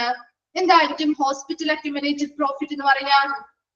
ഹോസ്പിറ്റലിലേക്ക് വന്നു ചേർന്ന ലാഭത്തിൽ നിന്ന് നമുക്ക് പർച്ചേസ് ചെയ്യാം, അല്ലെ? നെക്സ്റ്റ് വൺ ആണ് സ്പെസിഫിക് പർപ്പസ് ഫണ്ട്. എന്താണ്? പ്രത്യേക ഉദ്ദേശത്തിന് വേണ്ടി വെച്ചിരിക്കുന്ന ഫണ്ടുകളിൽ നിന്ന്. അപ്പൊ നമ്മൾ അതിനൊരു സ്പെസിഫിക് പർപ്പസ് ഫണ്ട് എന്ന് പറഞ്ഞാൽ എന്തായിരിക്കും? ഇപ്പൊ നമ്മുടെ സ്കൂളുകളിലൊക്കെ ആണെങ്കിൽ ഈ കുട്ടികൾക്ക് സ്കോളർഷിപ്പ് ഒക്കെ കൊടുക്കാൻ വേണ്ടി ഫണ്ടുകൾ കിട്ടില്ലേ? അതൊരു സ്പെസിഫിക് ഫണ്ടാണ്, അല്ലെ? ആ ഫണ്ട് നമുക്ക് മറ്റെന്തെങ്കിലും ഒരു സ്കൂളിന്റെ മെയിൻ്റനൻസിനോ മറ്റെന്തെങ്കിലും കാര്യത്തിന് ഉപയോഗിക്കാൻ പറ്റുമോ? ആ ഒരു ഫണ്ട് ഇല്ല, അല്ലെ? അതുപോലെ തന്നെ ഇത് സ്പെസിഫിക് ആയിട്ടുള്ള ഇങ്ങനെയുള്ള പർപ്പസിന് വേണ്ടി മാത്രം ആ ഹോസ്പിറ്റലുകൾക്ക് കിട്ടിയിരിക്കുന്ന ഒരു ഫണ്ട് ഉണ്ടാവാം, പ്രത്യേക ഉദ്ദേശത്തിന് മാത്രം. അതിൽ നിന്ന് നമുക്ക് വേണമെങ്കിൽ എടുത്ത് പർച്ചേസ് ചെയ്യാം. അല്ലെങ്കിലോ ഹോസ്പിറ്റലിൽ നിന്ന് കിട്ടിയിരിക്കുന്ന, ഹോസ്പിറ്റലിന് വന്നു ചേർന്നിരിക്കുന്ന ലാഭത്തിൽ നിന്ന് പർച്ചേസ് ചെയ്യാം. അല്ലെങ്കിലോ ഡിപ്രിസിയേഷൻ ഫണ്ട്, ഹോസ്പിറ്റൽ ബഡ്ജറ്റുകളൊക്കെ തയ്യാറാക്കുമ്പോൾ പുതിയ സാധനങ്ങൾ പർച്ചേസ് ചെയ്യാൻ വേണ്ടി ആ ഹോസ്പിറ്റലിൽ ലഭ്യമായിട്ടുള്ള ഒരു തുക ഉണ്ടാവും. അതിൽ നിന്ന് അവർക്ക് സാധനങ്ങൾ പർച്ചേസ് ചെയ്യാം. അല്ലെങ്കിൽ ലോണുകളിലൂടെ നമുക്ക് ആ സാധനങ്ങൾ പർച്ചേസ് ചെയ്യാം. അതാണ് സോഴ്സസ് ഓഫ് ഫണ്ട് എന്ന് പറയുന്നത്. ക്ലിയർ ആണോ അത്? നെക്സ്റ്റ് നോക്കി, തേർഡ് വൺ ഡിസിഷൻ മേക്കേഴ്സ്. തീരുമാനമെടുക്കുന്നവര് ആരൊക്കെയായിരിക്കും? ടോപ്പ് മാനേജ്മെന്റ്, ഉന്നത ഉദ്യോഗസ്ഥർ അല്ലെങ്കിൽ ഉന്നത അധികാരികൾ ഉണ്ടാവും, അല്ലെ? ഈ പർച്ചേസിംഗുമായി ബന്ധപ്പെട്ടപ്പോ ഒത്തിരി വിലപിടിപ്പുള്ള സാധനമല്ലേ വാങ്ങുന്നേ. ഇവിടേക്ക് ഒരാൾക്ക് അത് തീരുമാനം എടുക്കാൻ പറ്റില്ല, അല്ലെ? അത് തീരുമാനം എടുക്കുന്നതിന് ഒത്തിരി പേര് അടങ്ങിയിട്ടുണ്ട്. അപ്പൊ അവരുടെ എല്ലാവരുടെയും ഓക്കെ കിട്ടിയാൽ മാത്രമേ നമുക്കത് പർച്ചേസ് ചെയ്യാൻ പറ്റുള്ളൂ. ടോപ്പ് മാനേജ്മെന്റ്, ഉന്നത അധികാരികൾ ഉണ്ടാവും, അഡ്മിനിസ്ട്രേറ്റേഴ്സ് ഉണ്ടാവും, HOD-കൾ. ഇപ്പൊ ആ ഡിപ്പാർട്ട്മെന്റ് ആണെങ്കിൽ അതിന്റെ HOD ഉണ്ടാവും, മെറ്റീരിയൽസ് മാനേജർ ഉണ്ടാവും, ഫിനാൻസ് മാനേജർ ഉണ്ടാവും, ബയോമെഡിക്കൽ എഞ്ചിനീയർ മുതലായ ആളുകളെല്ലാം തീരുമാനമെടുക്കുന്ന ആളുകളാണ്. അപ്പൊ ഇവരുടെയൊക്കെ അഭിപ്രായം അനുസരിച്ച് ഓക്കെയാണ്, നമുക്കത് ആവശ്യമാണ്, നല്ലൊരു എക്യുപ്മെന്റ് ആണ്, നമുക്കത് പ്രവർത്തനത്തിന് വേണ്ടിയിട്ട് അത് ഇമ്പോർട്ടന്റ് ആണ് എന്ന് മനസ്സിലാക്കിയിട്ട് അതിന്റെ തീരുമാനം എടുത്താൽ മാത്രമേ നമുക്ക് ആ സാധനം പർച്ചേസ് ചെയ്യാൻ പറ്റുള്ളൂ. നെക്സ്റ്റ് നമ്മൾ ഉദ്ദേശിക്കുന്നത് എന്താ? സപ്ലയേഴ്സിനെ ഐഡന്റിഫൈ ചെയ്യുന്നു, അല്ലെ? അത് നൽകുന്നത് ഈ പറയുന്ന ആ മൂലധന ഉപകരണം ആരാണോ വിതരണം ചെയ്യുന്നത് ആ സപ്ലയേഴ്സിനെ എന്ത് ചെയ്യുന്നു? കണ്ടെത്തുന്നു, അല്ലെ? നെക്സ്റ്റ് ആണ് ഇൻഫർമേഷൻ ജനറേഷൻ. എന്താ? ഇൻഫർമേഷൻസ് ഒക്കെ എന്ത് ചെയ്യുന്നു? ജനറേറ്റ് ചെയ്തെടുക്കുന്നു. Information from experts and persons who deal with it. ഇനി ആരാണ്? അവിടെ ഈ ഒരു ഉപകരണവുമായി ബന്ധപ്പെട്ട് അല്ലെങ്കിൽ ഈ ഒരു എക്യുപ്മെന്റുമായി ബന്ധപ്പെട്ട് എക്സ്പേർട്ടുകൾ ഉണ്ടാവും, അല്ലെ? ഇപ്പൊ നമുക്ക് ഒരു പുതിയൊരു ആളുകൾക്കാണെങ്കിൽ ആ ഒരു ഉപകരണത്തെ പറ്റി ചിലപ്പോൾ വലിയ ധാരണയൊന്നും ഉണ്ടാവില്ല. അതേസമയം അതിൽ നിന്ന് എക്സ്പേർട്ട് ആയിട്ടുള്ള, കാരണം ഒത്തിരി പൈസ ചെലവാക്കുമ്പോൾ നമ്മൾ അതിനനുസരിച്ചുള്ള പ്രിക്കോഷൻസും കാര്യങ്ങളും എടുക്കണം, അല്ലെ? വാങ്ങിക്കഴിഞ്ഞിട്ട് പിന്നെ അത് തിരിച്ചു കൊടുക്കാന്ന് വെച്ചാൽ നടക്കില്ല, അല്ലെ? അപ്പൊ അതെപ്പോഴും നല്ല എക്സ്പേർട്ട് ആയിട്ടുള്ള ആളുകളിൽ നിന്ന് ഇൻഫർമേഷൻസ് കളക്ട് ചെയ്യണം. അതുപോലെ persons who deal with it, ഇതുമായിട്ട് സമ്പർക്കത്തിലുള്ള, ഇത് ഡീല് ചെയ്യുന്ന, ഇത് കൈകാര്യം ചെയ്യുന്ന കുറച്ച് പേരുണ്ടാവുമല്ലോ, അതിൽ എക്സ്പേർട്ട് ആയിട്ടുള്ള, അതിൽ അതുമായി കുറച്ചുകൂടി പരിചയമുള്ള സമ്പന്നരായിട്ടുള്ള ആളുകൾ, അല്ലെ? അപ്പൊ അവരിൽ നമുക്ക് എന്ത് ചെയ്യുന്നു? ഈ ഒരു സാധനത്തെ കുറിച്ചുള്ള ഇൻഫർമേഷൻസ് എടുക്കുന്നു. അതായത് ആ ഹോസ്പിറ്റലിന് മികച്ചതാണെന്ന് തോന്നിയെങ്കിൽ പോലും ഒന്നും കൂടി ഉറപ്പിക്കണം, അല്ലെ? അപ്പൊ അതിന് വേണ്ടിയിട്ട് അവരിൽ നിന്നൊക്കെയുള്ള ഇൻഫർമേഷൻസ് കളക്ട് ചെയ്യുന്നു. നെക്സ്റ്റ് വൺ ആണ്, is the instrument helpful to our institution. ഈ ഒരു ഉപകരണം ആ സ്ഥാപനത്തിന് ഉപയോഗപ്രദമാണോ, വളരെ ഇമ്പോർട്ടന്റ് ആണോ എന്നുള്ളത് കൂടി പരിശോധിക്കുന്നു. ആൻഡ് നെക്സ്റ്റ് സെവൻത് വൺ ആണ് കമ്പാരിറ്റീവ് സ്റ്റഡി. എന്ത് ചെയ്യുന്നു? കൊട്ടേഷൻസ് വരുന്നത്. അപ്പൊ നമ്മൾ സപ്ലൈസിനെ സെലക്ട് ചെയ്തു, അതുപോലെയുള്ള ഇൻഫർമേഷൻസ് ഒക്കെ കളക്ട് ചെയ്തു, വരുന്ന ആ കൊട്ടേഷൻസിനെ എന്താ ചെയ്യുന്നത്? നമ്മൾ കമ്പയർ ചെയ്യുന്നു, താരതമ്യം ചെയ്ത് എന്ത് ചെയ്യുന്നു? സെലക്ട് ചെയ്യുന്നു. അതിൽ ഏത് കൊട്ടേഷനാണ് നമ്മൾ മുന്നോട്ട് കൊണ്ടുപോകേണ്ടത് എന്നുള്ളതിനെ കുറിച്ചുള്ള തീരുമാനങ്ങൾ എടുക്കുന്നു. നെക്സ്റ്റ് വരുന്നതാണ് ഫിനാൻഷ്യൽ ടൂൾസ്. എന്താണ്? ബഡ്ജറ്റിംഗ്. ബഡ്ജറ്റുകൾ, ഈ സാധനം പർച്ചേസ് ചെയ്യണമെങ്കിൽ ബഡ്ജറ്റുകൾ തയ്യാറാക്കണം, വില നിർണ്ണയം നടത്തണം, അല്ലെ? കോസ്റ്റിംഗ്, എത്ര വിലയ്ക്ക് നമുക്ക് അതിൽ നിന്ന് വാങ്ങിക്കാൻ പറ്റും, അതിനനുസരിച്ചുള്ള വില നിർണ്ണയവും ബഡ്ജറ്റിംഗും ഒക്കെ തയ്യാറാക്കുന്നു. അതിനുശേഷം നെക്സ്റ്റ് വരുന്നത് രണ്ടും ഒരുമിച്ചാണ്. അത് 10th എന്ന് പറഞ്ഞ നമ്പറാണ് കൊടുത്തിരിക്കുന്നത്. നമുക്കൊരു 9 സ്റ്റെപ്പാ പഠിക്കാന്നുള്ളതെന്ന് പറഞ്ഞില്ലേ? പർച്ചേസ് ആൻഡ് ഇൻസ്റ്റലേഷൻ എന്ന് പറയുന്നത് ഒരു ഒരുമിച്ചുള്ള സ്റ്റെപ്പാണ് കേട്ടോ. നമ്മൾ എന്ത് ചെയ്യുന്നു, അവരിൽ നിന്ന് പർച്ചേസ് ചെയ്യുന്നു, സാധനം പർച്ചേസ് ചെയ്യുന്നു. ഇനി വന്ന സാധനം നമ്മൾ എന്ത് ചെയ്യുന്നു, അത് ഇൻസ്റ്റലേഷൻ ചെയ്യുന്നു, അല്ലെ? ആ വന്ന ഉപകരണം നമ്മൾ ഇൻസ്റ്റാൾ ചെയ്യുന്നു. ഇപ്പൊ ചില ഉപകരണങ്ങളാവുമ്പോൾ AC ഫോർ സം എക്യുപ്മെന്റ് എന്നാണ് കേട്ടോ, അവിടെ AC ഫോർ സം എക്യുപ്മെന്റ് എന്നാണ് കേട്ടോ, എക്യുപ്മെന്റ് കേട്ടോ. ഇപ്പൊ ചില ഉപകരണങ്ങളാണെങ്കിൽ അത് AC അതിന് ആവശ്യമായിട്ട് വരും, അല്ലെ? AC പ്രസൻസ് അല്ലെങ്കിൽ AC ഉള്ള ഇടങ്ങളിലായിരിക്കും ആ ഉപകരണങ്ങൾ കൂടുതൽ പ്രവർത്തിക്കുന്നത്. ഇനി അതുപോലെ തന്നെ ചില എക്യുപ്മെന്റ്സ് ഒരുപാട് റൂമിൽ ഒരുപാട് സ്പേസ് വേണ്ടി വരും, അല്ലെ? അതുപോലെ protective measures like rough walls for X-ray റൂമുകളിൽ പരുപരുത്ത പ്രതലങ്ങൾ ആവശ്യമായിട്ട് വരും, പ്രൊട്ടക്ഷന്റെ ഭാഗമായിട്ട്. അപ്പൊ അങ്ങനെയുള്ള പ്രത്യേക തരം ഇടങ്ങൾ നോക്കിയിട്ട് ആ എക്യുപ്മെന്റിന് സൂട്ടബിൾ ആയിട്ടുള്ള ഇടം ഏതാണോ അവിടെ നമ്മൾ ആ ഉപകരണം എന്ത് ചെയ്യുന്നു, പർച്ചേസ് ചെയ്ത് വരുന്ന ഉപകരണങ്ങള് എന്ത് ചെയ്യുന്നു, സ്ഥാപിക്കുന്നു. അപ്പൊ ഇത്രയും പോയിന്റ്സ് 9 സ്റ്റെപ്പുകൾ എന്തിനു വേണ്ടിയാ, ഒരു ക്യാപിറ്റൽ എക്യുപ്മെന്റ് പർച്ചേസ് ചെയ്യുന്നതുമായി ബന്ധപ്പെട്ട സ്റ്റെപ്പുകളാണ്. 9 സ്റ്റെപ്പാണെന്നാണ് പറഞ്ഞത്. അതിൽ ഫസ്റ്റ് പണി എന്താ, മുൻകൂട്ടി അതിന്റെ ആ ഒരു ആവശ്യകത മുൻകൂട്ടി കാണുക. രണ്ടാമത്തത് ആ ഒരു പണത്തിന്റെ സ്രോതസ് ലോൺ വഴിയാണോ, ഡിപ്രിസിയേഷൻ ഫണ്ട്, അല്ലെ? എന്താണ്, പുതിയതായിട്ടുള്ള എക്യുപ്മെന്റ്സുകൾ വാങ്ങാനായിട്ട് ഹോസ്പിറ്റലിൽ ലഭ്യമായിട്ട് തുകയിൽ നിന്നാണോ, അല്ലെങ്കിൽ അവരുടെ പ്രോഫിറ്റിൽ നിന്നാണോ, അല്ലെങ്കിൽ ഒരു പ്രത്യേക ഉദ്ദേശത്തിന് വേണ്ടി വെച്ചിരിക്കുന്ന ഫണ്ടിൽ ആണോ വാങ്ങുന്നതെന്ന് മനസ്സിലാക്കുക. അതുപോലെ തീരുമാനമെടുക്കുന്ന ആളുകളുണ്ട്, അല്ലെ? ടോപ്പ് മാനേജ്മെന്റുകളുണ്ട്, അഡ്മിനിസ്ട്രേറ്റേഴ്സ് ഉണ്ട്, HOD-കളുണ്ട്, materials manager, finance manager, biomedical engineers മുതലായവര് തീരുമാനങ്ങൾ എടുക്കുന്നു. ഈ ഒരു എക്യുപ്മെന്റ് വാങ്ങാം എന്നുള്ളൊരു തീരുമാനം എടുക്കുന്നത് ഇവരാണ്. ദെൻ അതിന് ശേഷം എന്ത് ചെയ്യുന്നു, അതുള്ള അവൈലബിൾ ആയിട്ടുള്ള സപ്ലയേഴ്സിനെ അന്വേഷിക്കുന്നു. അതുപോലെ തന്നെ മറ്റുള്ള എക്സ്പേർട്ടുകൾ ഈ ഒരു മെറ്റീരിയൽസിൽ കൂടുതൽ കൈകാര്യം ചെയ്യുന്ന പരിചയമുള്ളവർ എന്ത് ചെയ്യുന്നു, അവരിൽ നിന്നൊക്കെ ഈ ഒരു ഉപകരണത്തെ കുറിച്ചുള്ള ഇൻഫർമേഷൻസ് കളക്ട് ചെയ്യുന്നു. അതുപോലെ ഈ ഒരു ഉപകരണം ആ സ്ഥാപനത്തിന് വളരെ ഉപയോഗപ്രദമാണോ എന്നുള്ളത് കൂടി മനസ്സിലാക്കുന്നു. അതിനുശേഷം വന്നിരിക്കുന്ന കൊട്ടേഷൻസ് എന്ത് ചെയ്യുന്നു, കമ്പയർ ചെയ്ത് സ്യൂട്ടബിൾ ആയിട്ടുള്ള ഒരു വ്യക്തിയെ, ഒരു സപ്ലയറിനെ സെലക്ട് ചെയ്യും. അതുപോലെ അതോടൊപ്പം തന്നെ ഈ സാധനം പർച്ചേസ് ചെയ്യാൻ വേണ്ടി നമ്മൾ ആ സാധനത്തിന്റെ വില നിർണ്ണയം നടത്തുകയും ബഡ്ജറ്റുകൾ തയ്യാറാക്കുകയും ചെയ്യുന്നു. അതിനുശേഷം പർച്ചേസിങ് ചെയ്തു, ഇൻസ്റ്റലേഷൻ, പർച്ചേസ് ചെയ്ത് വരുന്ന ഓരോ ഉപകരണങ്ങളും കൃത്യമായിട്ട് ആ ഒരു ഉപകരണത്തിന്റെ എവിടെയാണോ വേണ്ടത്, AC ഉള്ള ഇടത്താണോ, അല്ലെങ്കിൽ ഒരുപാട് സ്പേസ് വേണ്ട റൂമിലാണോ, അതുപോലെ പ്രൊട്ടക്റ്റീവ് മെഷേഴ്സിന്റെ ഭാഗമായിട്ട് റഫ് വാൾസ്, അതുപോലെയുള്ള എക്സ്റേ റൂമുകളിലൊക്കെ അങ്ങനെയാണ്, റഫ് വാൾസ് ആയിരിക്കും. അങ്ങനെയുള്ള പരിപരുത്ത വാൾസ് ഉള്ള ഒരു റൂമിലാണോ ഇത് വെക്കേണ്ടത് എന്നത് മനസ്സിലാക്കി അതിനനുസരിച്ച് അത് എന്ത് ചെയ്യുന്നു, ആ ഹോസ്പിറ്റലിൽ എവിടെയാണോ സൂട്ടബിൾ ആയിട്ടുള്ള അവിടെ സ്ഥാപിക്കും. ക്ലിയർ ആയോ? 9 major steps of purchasing a capital equipment. Clear ആണോ? ഓക്കെ.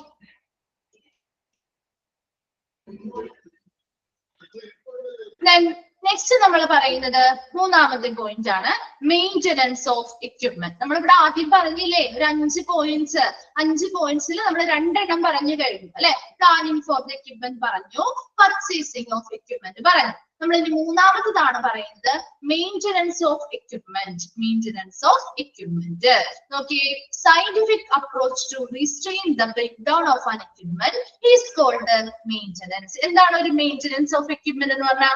നമ്മൾ പരിപാലിക്കുക അല്ലെങ്കിൽ അറ്റകുറ്റപ്പണികൾ ചെയ്യുക എന്നുള്ളതാണ്, അല്ലെ? അപ്പൊ scientific approach to restrain the breakdown of an equipment is called maintenance. എന്താ, ഒരു ഉപകരണത്തിന്റെ ബ്രേക്ക് ഡൗൺ അല്ലെങ്കിൽ തകർച്ച തടയുന്നതിനുള്ള ഒരു സയന്റിഫിക് അപ്രോച്ചിനെയാണ് മെയിൻ്റനൻസ് എന്നതുകൊണ്ട് ഉദ്ദേശിക്കുന്നത്. ഒരു ഉപകരണം അത് ചിലപ്പോ ബ്രേക്ക് ഡൗൺ ആവുകയാണെങ്കിൽ അതിന്റെ തകർച്ച അത് തടയുന്നതിന് വേണ്ടിയിട്ടുള്ള ഒരു സയന്റിഫിക് അപ്രോച്ച് ആണ് മെയിൻ്റനൻസ് ഓഫ് എക്യുപ്മെന്റ് എന്ന് പറയുന്നത്. ക്ലിയർ ആയോ? നമ്മളാണെങ്കിൽ വീടുകളിൽ ഒരു ഉപകരണം തകരാറിലാവുന്നതിന് മുമ്പ് നമ്മൾ മെയിൻ്റനൻസ് ചെയ്യും, അല്ലെ? അത് എങ്ങനെയൊക്കെ ഇടയ്ക്കിടയ്ക്ക് നമ്മൾ അത് റിപ്പയർ ചെയ്ത് അത് കൃത്യമായിട്ട് ശരിയായ രീതിയിൽ വെക്കും, അല്ലെ? അത് ചീത്തയായിട്ടല്ലല്ലോ വെക്കുന്നത്. അപ്പൊ അത് ചീത്തയാവാതിരിക്കുന്നത്, ഒരു ബ്രേക്ക് ഡൗൺ നടക്കാൻ അത് തകർച്ച ഉണ്ടാവാതിരിക്കുന്നതിന് വേണ്ടിയിട്ട് നമ്മൾ എന്ത് ചെയ്യുന്നു, സയന്റിഫിക് ആയിട്ട് മെയിൻ്റനൻസ് കൊടുക്കുന്നു, അല്ലെ? ആവശ്യമായിട്ടുള്ള ഒരു ശാസ്ത്രീയപരമായ പരിപാലനം കൊടുക്കുന്നു. അതിനെയാണ് മെയിൻ്റനൻസ് ഓഫ് എക്യുപ്മെന്റ് എന്ന് പറയുന്നത്. ഇതിനെ തന്നെ 3ആയിട്ട് ഡിവൈഡ് ചെയ്തിട്ടുണ്ട്. നോക്കിയേ, ഫസ്റ്റ് വൺ ആണ് പ്രിവെന്റീവ് മെയിൻ്റനൻസ്, രണ്ടാമത്തതാണ് ഡിറ്റക്റ്റീവ്, മൂന്നാമത്തതാണ് ബ്രേക്ക് ഡൗൺ. അതിൽ നമുക്കറിയാവുന്ന കാര്യങ്ങൾ തന്നെയാണ് പറയുന്നത്. ഫസ്റ്റ് വൺ എന്താ, പ്രിവെന്റീവ് എന്ന് പറയുമ്പോൾ നിങ്ങൾക്കറിയാലോ, നമ്മുടെ വീടുകളിൽ പ്രിവെന്റീവ് മെയിൻ്റനൻസ് നടത്താറില്ലേ? എന്തായിരിക്കും ഒരു പ്രിവെന്റീവ് എന്ന് പറയുന്നത്? എന്ന് പറയുന്നത് എന്തായിരിക്കും ഒരു പ്രിവെന്റീവ് മെയിൻ്റനൻസ് എന്ന് പറയുമ്പോ? അറിയില്ല. വീട്ടിലെ ഉപകരണങ്ങൾ യൂസ് ചെയ്യാറുണ്ടോ?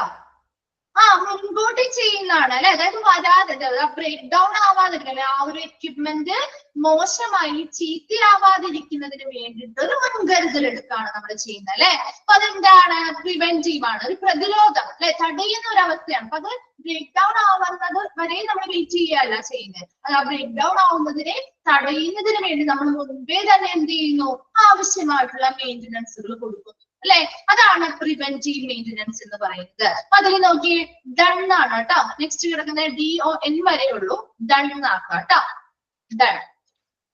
Okay, done for finding A particular എന്താണ് done done periodically, that is 1 in a year or 2 നാക്കാം കേട്ടോ. or 2, once in a year or 2 കേട്ടോ. അപ്പൊ നമ്മളിവിടെ എന്താ പറഞ്ഞേ? നമ്മുടെ വീടുകളിലാണെങ്കിൽ നമ്മൾ ഇടയ്ക്കിടയ്ക്ക് ഇപ്പൊ ഒരു മിക്സി ആയിക്കോട്ടെ, മറ്റെന്തൊരു എക്യുപ്മെന്റ്സ് ആയിക്കോട്ടെ, ഒരു ഫ്രിഡ്ജ് ആയിക്കോട്ടെ, നമ്മൾ എന്ത് ചെയ്യും? അത് ചീത്തയാവുന്നതിന് മുൻപ് നമ്മൾ എന്ത് ചെയ്യും? ഇടയ്ക്കിടയ്ക്ക് എന്ത് ചെയ്യും? അത് ശരിയായിട്ട് വർക്ക് ചെയ്യുന്നുണ്ടോ, പ്രോബ്ലം എന്തെങ്കിലും ഉണ്ടോ എന്നുള്ളത് നമ്മൾ എന്ത് ചെയ്യും? ചെക്ക് ചെയ്യും അല്ലെ. അപ്പൊ ഇവിടെ എന്ത് ചെയ്യുന്നു? ഡൺ പീരിയോഡിക്കൽ, ആനുകാലികമായിട്ട് ഇങ്ങനെയുള്ള ക്യാപിറ്റൽ എക്യുപ്മെന്റ്സിനെ എന്ത് ചെയ്യണം? ഒന്നില്ലെങ്കിൽ വർഷത്തിൽ ഒരിക്കൽ, അല്ലെങ്കിൽ എന്താ 2 പ്രാവശ്യം, അല്ലെങ്കിൽ 2 വർഷത്തിലൊരിക്കലോ, അല്ലെങ്കിൽ 1 വർഷത്തിലോ 2 വർഷത്തിലോ ഒക്കെ ഒരു പ്രാവശ്യം കൂടുമ്പോഴൊക്കെ എന്ത് ചെയ്യുക?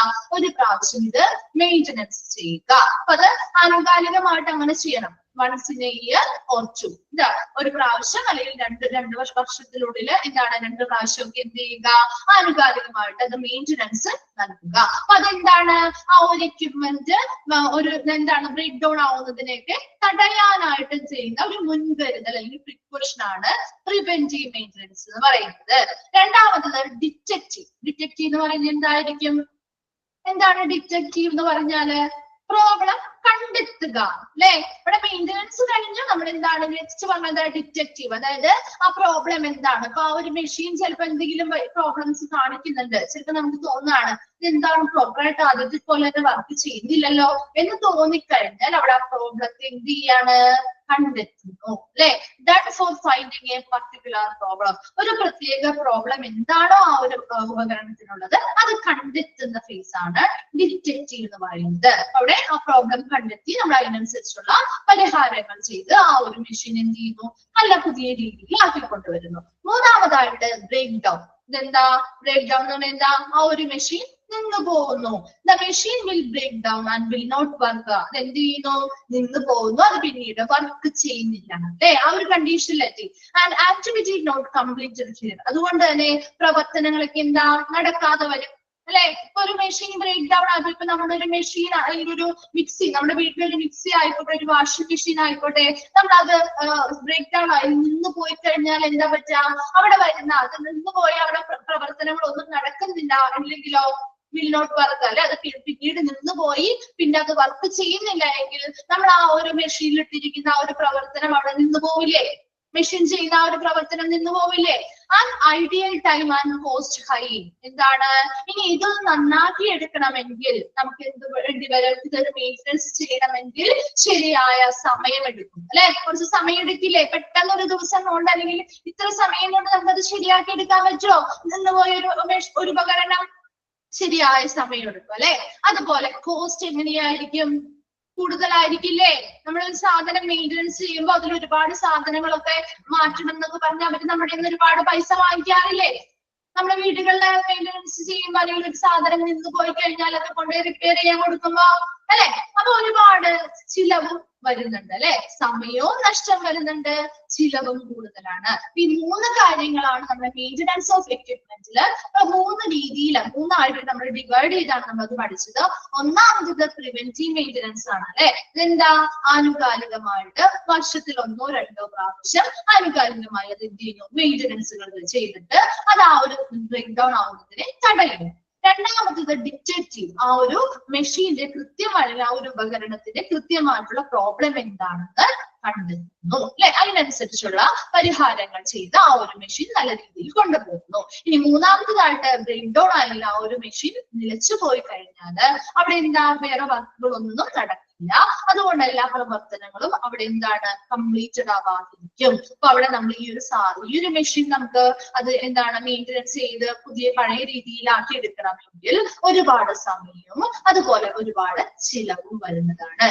ക്ലിയർ ആണോ? അത് ആ മൂന്നെണ്ണം ക്ലിയർ ആണോ? ഓക്കെ. Then next പറയുന്നത് shortage of proper and sufficient maintenance in a hospital will finally lead to. ഇനിയിപ്പോ ഒരു ഹോസ്പിറ്റല് ഇങ്ങനെയുള്ള ഒരു ക്യാപിറ്റൽ എക്യുപ്മെന്റ് അവർ വാങ്ങിച്ചിട്ട് അവർ ശരിയായ രീതിയിൽ അല്ലെങ്കിൽ മതിയായ രീതിയിൽ അത് മെയിൻ്റെനൻസ് ചെയ്തില്ല എങ്കിൽ എന്തിലേക്കായിരിക്കും അത് നയിക്കുന്നത്? ശരിയായ രീതിയിൽ അത് ചെയ്തില്ലെങ്കിൽ എന്തൊക്കെ വരും? എന്തൊക്കെ പറ്റാം? നിങ്ങളൊന്ന് പറഞ്ഞേ. ഇപ്പൊ നല്ലൊരു രീതിയിൽ ആ ഒരു മെഷീൻസ് പ്രോപ്പർ ആയിട്ട് ശരിയായ രീതിയിൽ മെയിൻ്റെനൻസ് ഒന്നും ചെയ്തില്ല എങ്കിൽ എന്തൊക്കെയായിരിക്കും ഉണ്ടാവുക? എന്തൊക്കെ കാര്യങ്ങളാ ഉണ്ടാവുക? ഒന്നും ഉണ്ടാവില്ലേ? ആ ഒരു മെഷീൻസ് നല്ല രീതിയിൽ വരുന്ന ഉപകരണങ്ങള് ശരി രീതിയിൽ അത് മെയിൻ്റെനൻസ് ചെയ്തില്ല എങ്കിൽ ആ ഹോസ്പിറ്റലിൽ എന്തെങ്കിലുമൊക്കെ പ്രശ്നങ്ങൾ ഫേസ് ചെയ്യേണ്ടതായിട്ട് വരുമോ? എന്താണ് എല്ലാരും ഉറങ്ങാണോ? റിസ്ക് കൂടുതലാണ് അല്ലെ? അപകട സാധ്യതകൾ കൂടുതലാണ് അല്ലെ? റിസ്ക് ഉണ്ടാവും അല്ലെ? പേഷ്യൻസിന്റെ സേഫ്റ്റി സെക്യൂരിറ്റിയുമായി ബന്ധപ്പെട്ട് അപകട സാധ്യതകൾ കൂടുതലായിരിക്കും അല്ലെ? അതുപോലെ സേഫ്റ്റി കുറയും. ഇപ്പൊ ഒരു റേഡിയോളജി ഡിപ്പാർട്ട്മെന്റിൽ നമ്മൾ ഒരു എക്സ്റേ അല്ലെങ്കിൽ ഒരു സ്കാനിങ് മെഷീൻ ഒക്കെയാണ് കംപ്ലൈന്റ് ആയിട്ടുള്ളതെങ്കിൽ ചിലപ്പോൾ അതിൽ പല കംപ്ലൈന്റുകൾ ഉണ്ടാവും അല്ലെ? ചിലപ്പോൾ അതിൽ നിന്ന് വരുന്ന ഒരു കംപ്ലൈന്റ് ചിലപ്പോൾ അതിൽ നിന്ന് വരുന്ന റേഡിയേഷൻസിന്റെ ഇത് കൂടാം അല്ലെ? ആ ഒരു വോളിയം എന്ന് പറയുന്നത് അല്ലെങ്കിൽ ആ ഒരു ലെവൽ എന്ന് പറയുന്നത് ചിലപ്പോൾ കൂടാം അല്ലെ? അപ്പൊ അത് നമ്മുടെ മേത്ത് വന്നാൽ നമുക്ക് റിസ്ക് അല്ലെ? അപകട സാധ്യതയുള്ളതാണ് അല്ലെ? അല്ലെങ്കിൽ നമ്മുടെ മറ്റെന്തെങ്കിലും ഉപകരണങ്ങൾ നഷ്ടം വന്നാൽ അതിൽ നിന്ന് നമുക്ക് ഷോക്ക് ചെയ്യും അല്ലെ? നമുക്ക് കറണ്ട് ഷോക്ക് കേൾക്കാം അല്ലെങ്കിൽ മറ്റു രീതിയിലുള്ള പല രീതിയിലുമുള്ള അപകട സാധ്യതകൾ ഉണ്ടാവാനുള്ള സാധ്യതയുണ്ട്. ശരിയാണ്. രണ്ടാമതായിട്ട് എന്തായിരിക്കും? മറ്റൊരെണ്ണെങ്കിലും പറഞ്ഞേ. എന്തായിരിക്കും? ഇപ്പൊ നമ്മളൊരു സ്ഥലത്ത് നമ്മളൊരു ഹോസ്പിറ്റലിൽ ചെന്നപ്പോ അവിടുത്തെ മെഷീൻസും ഇപ്പൊ ലാബിലാണെങ്കിലും ഒക്കെ നമ്മൾ ചെന്നു. ഒരു ഹോസ്പിറ്റൽ ലാബ് അവിടെ അവർ ഉപയോഗിച്ച ആ ഒരു ഉപകരണം കംപ്ലൈന്റ് ആയതുകൊണ്ട് തന്നെ നമ്മുടെ ലാബ് റിസൾട്ടുകളില് വ്യത്യാസങ്ങൾ വന്നു അല്ലെ? ലാബ് റിസൾട്ടിൽ വ്യത്യാസം വന്നു. നമ്മൾ വേറെ സ്ഥലത്ത് നമ്മൾ ചെക്ക് ചെയ്തപ്പോ നമുക്ക് മനസ്സിലായി അവിടുത്തെ ചെയ്തത് ശരിയല്ല, അവിടെ ചെയ്ത കാര്യങ്ങൾ കൃത്യമല്ല എന്ന് മനസ്സിലാക്കിയാൽ നമുക്ക് ആ ഒരു ഹോസ്പിറ്റലിന്റെ ആ ഒരു ഭാഗവുമായി ബന്ധപ്പെട്ട് നമ്മുടെ ആ ഒരു ആറ്റിറ്റ്യൂഡ് എങ്ങനെയായിരിക്കും നമ്മുടെ മനസ്സിൽ തോന്നുക? നല്ലൊരു പോസിറ്റീവ് ആയിട്ടുള്ള ഒരു ആറ്റിറ്റ്യൂഡാണോ ആ ഒരു ഹോസ്പിറ്റലിനോട് തോന്നുക? ഒരു ബാഡ് ഇംപ്രഷൻ ഉണ്ടായി അല്ലെ? അതുപോലെയുള്ള ഒരു ഇതുണ്ടാവും അല്ലെ? ആ ഒരു ഹോസ്പിറ്റലിന്റെ ആ ഒരു നല്ല ഗുഡ് വില് അല്ലെ? ആ ഒരു ഹോസ്പിറ്റൽ നല്ല സൽപ്പേരിന് ഇത് കളങ്കം ഉണ്ടാക്കുമോ? അതുപോലെ ഇപ്പൊ നല്ല രീതിയിൽ ഇപ്പൊ നമ്മുടെ വീടുകളിലാണെങ്കിലും നമ്മൾ ഒരു ഉപകരണം വാങ്ങിച്ച് ശരിയായ രീതിയിൽ മെയിൻ്റെനൻസ് ചെയ്തില്ല എങ്കിൽ ആ ഒരു ഉപകരണം ഒരുപാട് നിലനിൽക്കുമോ അല്ലെങ്കിൽ പെട്ടെന്ന് ചീത്തയായി പോകും? എങ്ങനെയാണ്? പെട്ടെന്ന് അത് കംപ്ലൈന്റ് ആയി പോകുമോ അല്ലെങ്കിൽ ഒരുപാട് നാളെ മെയിൻ്റെനൻസ് ഒന്നും ചെയ്തില്ലെങ്കിൽ പോലും നിലനിൽക്കുമോ? എങ്ങനെയായിരിക്കും? ശരിയായി മെയിൻ്റെനൻസ് ചെയ്യുന്നതാണോ? അല്ലെങ്കിൽ അങ്ങനെ ഒരു ചോദിക്കാം അല്ലെ? ശരിയായി കംപ്ലൈന്റ് ആകും അല്ലെ? പെട്ടെന്ന് കംപ്ലൈന്റ് വരില്ലേ? അപ്പൊ എന്താണ് ആ ഒരു ഉപകരണത്തിന്റെ ലൈഫ് സ്പാൻ എന്ന് പറയുന്നത് അല്ലെ? ആ ഒരു ഉപകരണത്തിന്റെ ആയുസ് എന്ത് ചെയ്യും? കുറഞ്ഞു പോകും അല്ലെ? പെട്ടെന്ന് കംപ്ലൈന്റ് വരും അല്ലെ? അപ്പൊ മെയിൻ്റെനൻസ് ചെയ്യുകയാണെങ്കിൽ കുറച്ച് നാളുകൾ കൂടി അത് എന്ത് ചെയ്യും? നിലനിൽക്കും അല്ലെ? നമുക്ക് ഉപയോഗിക്കാനായിട്ട് പറ്റും. അപ്പൊ അങ്ങനെയുള്ള കുറച്ച് കാര്യങ്ങൾ ഈ ഹോസ്പിറ്റലുമായി ബന്ധപ്പെട്ട് വരുന്നു. Okay, first one ആണ് risk to safety, security of patients and hygiene. അവിടെയുള്ള ആളുകൾ അല്ലെ വരുന്ന ഓരോ പേഷ്യൻസിനും സേഫ്റ്റി, അവരുടെ സുരക്ഷിതത്വം, ഹൈജീനൊക്കെയുമായി ബന്ധപ്പെട്ട് ഒരുപാട് അപകട സാധ്യതകൾ ഈ മെഷീൻസ് ഒക്കെ ഇങ്ങനെയുള്ള ഉപകരണങ്ങള് കൃത്യമായിട്ട് ശരിയായ രീതിയിൽ മെയിൻ്റെനൻസ് ചെയ്തില്ലെങ്കിൽ സംഭവിക്കാം അല്ലെ? ഒരുപാട് അപകട സാധ്യത പല രീതിയിൽ അത് ബാധിക്കുന്നുണ്ട്. അപ്പൊ നല്ല രീതിയിൽ ആ ഒരു പേഷ്യൻസിന്റെ സേഫ്റ്റി ആൻഡ് സെക്യൂരിറ്റിയെ അത് ബാധിക്കുന്നുണ്ട്. രണ്ടാമതായി പറയുന്നത് loss of utilisation and revenue owing to failure, break down and closure of areas of equipment for repairs. എന്താ? ഇപ്പൊ ഒരു ഉപകരണം കംപ്ലൈന്റ് ആയി, അപ്പൊ ആ കംപ്ലൈന്റ് ആയാലും അത് നിലച്ചുപോയി, വർക്ക് ചെയ്യുന്നില്ല. അങ്ങനെ വർക്ക് ചെയ്യാതെ ആയി കഴിയുമ്പോ ആ ഒരു എക്യുപ്മെന്റ്സിന്റെ റിപ്പയർ ചെയ്യുന്നതിന് വേണ്ടി നമ്മൾ ആ ഒരു ഭാഗം ക്ലോസ് ചെയ്തു എന്ന് വിചാരിക്കാം, അടച്ചിട്ടിരിക്കുകയാണ്. ചില ഹോസ്പിറ്റലിൽ ചില ഭാഗങ്ങൾ കാണാറില്ലേ നിങ്ങള്, മെയിന്റനൻസ് അല്ലെ, അണ്ടർ മെയിന്റനൻസ് ഒക്കെ പറഞ്ഞിട്ട് എഴുതി വെച്ചിട്ടുണ്ടാവില്ലേ ചില ഓഫീസുകളിലോ ചില ഹോസ്പിറ്റലിലെ ചില ഡിപ്പാർട്ട്മെന്റിലോ ഒക്കെ ചെല്ലുമ്പോ. ഇവിടെ എന്താണ്, അതുപോലെ അവിടുത്തെ ആ ഒരു മെഷീൻസോ കാര്യങ്ങളോ ഒക്കെ അത് കേടുപാടുകൾ സംഭവിച്ചു നിലച്ചുപോ, അതിന് വർക്ക് ചെയ്യുന്നില്ല. അപ്പൊ നമ്മൾ എന്ത് ചെയ്യുന്നു, അത് റിപ്പയർ ചെയ്യാൻ വേണ്ടിയിട്ട് ആ ഒരു ഭാഗം ക്ലോസ് ചെയ്തിട്ടിരിക്കുകയാണ്. അങ്ങനെ ക്ലോസ് ചെയ്തിട്ടാൽ എന്തൊക്കെ ഭാഗങ്ങളുണ്ട്, എന്തൊക്കെയായിരിക്കും ആ ഹോസ്പിറ്റലിന് നഷ്ടം ഉണ്ടാവുക? ലോസ് ഓഫ് യൂട്ടിലൈസേഷൻ അല്ലെ, ആ ഉപകരണങ്ങള് അത്രയും നാളും നമുക്ക് ഉപയോഗിക്കുന്നത് നമുക്ക് നഷ്ടമാണ് അല്ലെ, ഉപയോഗിക്കുന്നതിൽ നഷ്ടം വരില്ലേ? അതേസമയം ആ സാധനം അവിടെ ഉപയോഗിക്കുന്നുണ്ടായിരുന്നെങ്കിൽ നമുക്ക് അത് അത്രയും ഉപയോഗിക്കാനും പറ്റും, അതുവഴി ഉണ്ടാവുന്ന പേയ്മെന്റ്സും കിട്ടും. ആണോ? അതാണ് റവന്യൂ ഓയിങ് ടു ഫെയിലിയർ എന്ന് പറയുന്നത്. നമുക്ക് അവിടെ വരുന്ന ആ ഒരു അതിലൂടെയുള്ള ഒരു വരുമാനം നഷ്ടമാകും അല്ലെ. ഹോസ്പിറ്റലില് ഇപ്പൊ എപ്പോഴും ആ ഒരു മെഷീൻ പക്ഷെ നല്ല രീതിയിൽ അവർ മെയിൻറ്റെയിൻ ചെയ്ത് കൊണ്ടുപോയിരുന്നെങ്കിൽ അവർക്ക് ഈ ഒരു നഷ്ടം ഉണ്ടാവുമായിരുന്നോ? ഇല്ല അല്ലെ. അപ്പൊ എപ്പോഴും എന്ത് ചെയ്യണം, നല്ല രീതിയിൽ മെയിൻ്റനൻസ് ചെയ്യാത്തത് കൊണ്ടാണ് അങ്ങനെ ഒരു വിഷയം വന്നത്. ഒരു ഉപകരണം ഏതെങ്കിലും ഒരു ഡിപ്പാർട്ട്മെന്റിലെ ഉപകരണങ്ങള് കംപ്ലൈന്റ് ആയി നിലച്ചുപോയി വർക്ക് ചെയ്യാതെ വരുമ്പോ നമ്മൾ എന്ത് ചെയ്യുന്നു, ആ ഒരു ഡിപ്പാർട്ട്മെന്റിന്റെ ആ ഭാഗം അടച്ചിട്ട് നമ്മൾ റിപ്പയർ ചെയ്യുകയാണെങ്കിൽ അത്രയും സമയം റിപ്പയർ ചെയ്ത് ശരിയാക്കി എടുക്കുന്ന സമയം വരെ നമുക്ക് ആ ഒരു മെഷീൻ ഉപയോഗിക്കാൻ പറ്റില്ലല്ലോ. അങ്ങനെ ഉപയോഗിക്കാൻ പറ്റാതെ വരുന്ന സമയത്ത് ആ ഒരു മെഷീൻ ഉപയോഗിച്ചുണ്ടാവുന്ന, നമ്മളത് ഉപയോഗിച്ചാലാണ് നമുക്ക് അതിന്റെ ആളുകൾക്ക് കൊടുക്കാനും അവരിൽ നിന്ന് നമുക്ക് ലഭ്യമാകുന്ന ഒരു പണം അല്ലെ, മെഷീൻ ഉപയോഗിച്ച് നമുക്ക് ആ പേഷ്യൻസിൽ നിന്ന് ലഭ്യമാകുന്ന ആ ഒരു വരുമാനം നിലയ്ക്കുകയും ചെയ്യുന്നു അല്ലെ, വരുമാനം കുറയുകയും ചെയ്യുന്നു. ക്ലിയർ ആയോ? അത് സെക്കൻഡ് വൺ ക്ലിയർ ആയോ? ഓക്കെ. Then third one ആണ് loss of goodwill owing to inefficiency and declining standards. ഇനി എന്താ? കാര്യക്ഷമമില്ലായ്മ അല്ലെ, ഇൻഎഫിഷ്യൻസി, കാര്യക്ഷമമില്ലായ്മയും അതുപോലെ നിലവാര തകർച്ച അല്ലെ. നല്ല സ്റ്റാൻഡേർഡ് ആയിട്ടുള്ള ഉപകരണമാണെങ്കിൽ അങ്ങനെ വരില്ല, വളരെ നിലവാരമുള്ളതാണ്. അതെന്താ ആ ഒരു നിലവാരം അല്ലെങ്കിൽ ആ ഒരു ഹോസ്പിറ്റലിലെ നിലവാരത്തെയും കാര്യക്ഷമതയും ഇത് കാര്യമായിട്ട് ബാധിക്കുന്നത്. നമ്മൾ നേരത്തെ പറഞ്ഞു അല്ലെ, ആ ഒരു ഹോസ്പിറ്റലിലെ ആ ഒരു എന്താ സൽപ്പേര് അല്ലെ, അവരുടെ സൽപ്പേരിന് എന്താണ് കളങ്കം സംഭവിക്കാം. അവിടെ വരുന്ന പേഷ്യൻസിന് ഇങ്ങനെയുള്ള ട്രീറ്റ്മെന്റുകൾ അല്ലെങ്കിൽ സർവീസുകളൊക്കെ ഉണ്ടെന്ന് അറിഞ്ഞിട്ടായിരിക്കും അവരതിൽ വരുന്നത്. ഈ മെഷീൻസ് ഒക്കെ കംപ്ലൈന്റ് ആണ് അല്ലെങ്കിൽ ശരിയായ രീതിയിൽ അത് റിസൾട്ട് കിട്ടിയില്ല എങ്കിൽ അവിടെ ആ ഒരു നിലവാരം, ആ ഒരു ഹോസ്പിറ്റൽ നിലവാരവും കാര്യക്ഷമതയൊക്കെ ബാധിക്കുകയും അത് ആ ഹോസ്പിറ്റലിനെ സൽപ്പേരിന് കളങ്കം സൃഷ്ടിക്കുകയും ചെയ്യുന്നു.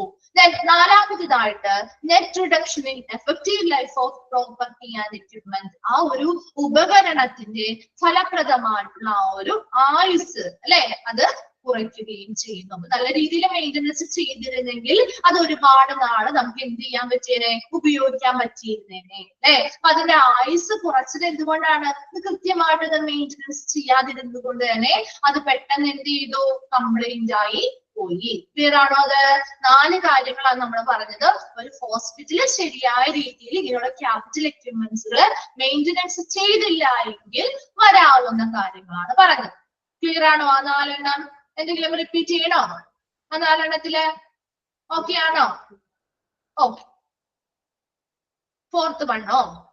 Net reduction. ഫോർത്ത് വൺ നോക്കിയേ, net reduction in effective life of property and equipment. ഇവിടെ വരുന്ന സാധനങ്ങള് അല്ലെങ്കിൽ ഉപകരണങ്ങളാവാം, അവയുടെ ഫലപ്രദമായിട്ടുള്ള ആയുസ് അല്ലെ, ആയുസ് എന്ത് ചെയ്യുന്നു, കുറഞ്ഞു പോവാണ്. കാരണം എന്താ? ഇത് കൃത്യമായിട്ട് ഇപ്പൊ നമ്മളാണെങ്കിലും ഒരു മിക്സിയോ ഒരു വാഷിംഗ് മെഷീനോ നമ്മുടെ വീട്ടിൽ വാങ്ങിച്ചാൽ അത് കൃത്യമായിട്ട് നമ്മൾ മെയിൻ്റനൻസ് ചെയ്യുകയാണെങ്കിൽ ചിലപ്പോൾ അത് എന്ത് ചെയ്യാം, അവരെ പറയുന്ന വാറന്റി കഴിഞ്ഞും എന്താണ് ചിലപ്പോൾ 1, 2, 3 വർഷമാണ് ചിലപ്പോൾ അവര് നമുക്ക് സെക്യൂർ ചെയ്തിരുന്നു. 3 വർഷം വരെ ചിലപ്പോൾ നല്ല രീതിയിൽ നിൽക്കും എന്നുള്ളത് പറഞ്ഞാൽ പോലും ശരിയായ രീതിയിൽ നമ്മൾ അത് മെയിൻറ്റെയിൻ ചെയ്യുകയാണെങ്കിൽ ചിലപ്പോൾ 5, 6, 10 വർഷം വരെയും ചിലപ്പോൾ അത് നിൽക്കുന്ന ഉപകരണങ്ങൾ ഉണ്ട് അല്ലെ നമ്മുടെ വീട്ടില്. അതേസമയം ഇവിടെ ഹോസ്പിറ്റലുകാർ എന്ത് ചെയ്യുന്നു, ഈ പറയുന്ന ഉപകരണങ്ങളൊന്നും അവർ മെയിൻറ്റെയിൻ ചെയ്യുന്നില്ല. ശരിയായ രീതിയിൽ അവർ മെയിൻ്റനൻസ് കൊടുക്കാത്തത് കൊണ്ട് തന്നെ ആ ഉപകരണങ്ങൾ എന്ത് ചെയ്യുന്നു, അതിന്റെ ആ ഒരു ലൈഫ് സ്പാന് മുൻപ് തന്നെ, അതിന്റെ ആ ഒരു ആയുസ് ഉണ്ടാവുമല്ലോ, ഇത്ര വർഷം അത് നല്ല രീതിയിൽ പ്രവർത്തിക്കുന്നത്, അതിന് മുൻപ് തന്നെ അത് എന്ത് ചെയ്യും, കംപ്ലൈന്റ് ആയി പോകും. ക്ലിയർ ആണോ? അത് ഓക്കെ. നെക്സ്റ്റ് നോക്കിയേ, മെയിന്റനൻസ് ഇൻ ഹോസ്പിറ്റൽ. ഇനി ഹോസ്പിറ്റലില് മെയിന്റനൻസുകള് ചെയ്യേണ്ടത് എങ്ങനെയാണ് നോക്കിയേ. ഫസ്റ്റ് വൺ ആണ് പ്രോപ്പർ ഇൻസ്റ്റാളേഷൻ, അല്ലെ? ശരിയായ രീതിയിൽ ഓരോ ഉപകരണങ്ങളും എന്ത് ചെയ്യണം, സ്ഥാപിക്കണം, ഇൻസ്റ്റാൾ ചെയ്യണം, അല്ലെ? രണ്ടാമത്തത് അപ്കീപ്പിംഗ്, കെയറിംഗ് ആൻഡ് റിപ്പയർസ്. എന്ത് ചെയ്യുക, കൃത്യമായിട്ട് ഈ ഉപകരണങ്ങൾ സൂക്ഷിക്കുകയും മെയിന്റനൻസ് അല്ലെങ്കിൽ നന്നാക്കലുകൾ നടത്തുകയും വേണം, റിപ്പയർ ചെയ്യുകയും വേണം. മൂന്നാമതായിട്ട് periodic cleaning and checking on preventive maintenance. എന്താ, ആനുകാലികമായിട്ട് ഈ മെഷീനുകൾ എന്ത് ചെയ്യണം, ഉപകരണങ്ങള് കൃത്യമായിട്ട് ക്ലീൻ ചെയ്യണം. Checking on preventive maintenance. എന്താ, ഇനി എന്തെങ്കിലും കംപ്ലൈന്റുകളൊക്കെ വരാൻ സാധ്യതയുണ്ടോ എന്നുള്ളത് എന്ത് ചെയ്യുക, അങ്ങനെയുള്ള സാധനങ്ങൾ വരാതിരിക്കാൻ വേണ്ടിയിട്ടുള്ള തടയാനുള്ള മാർഗങ്ങൾ ചെയ്യുക.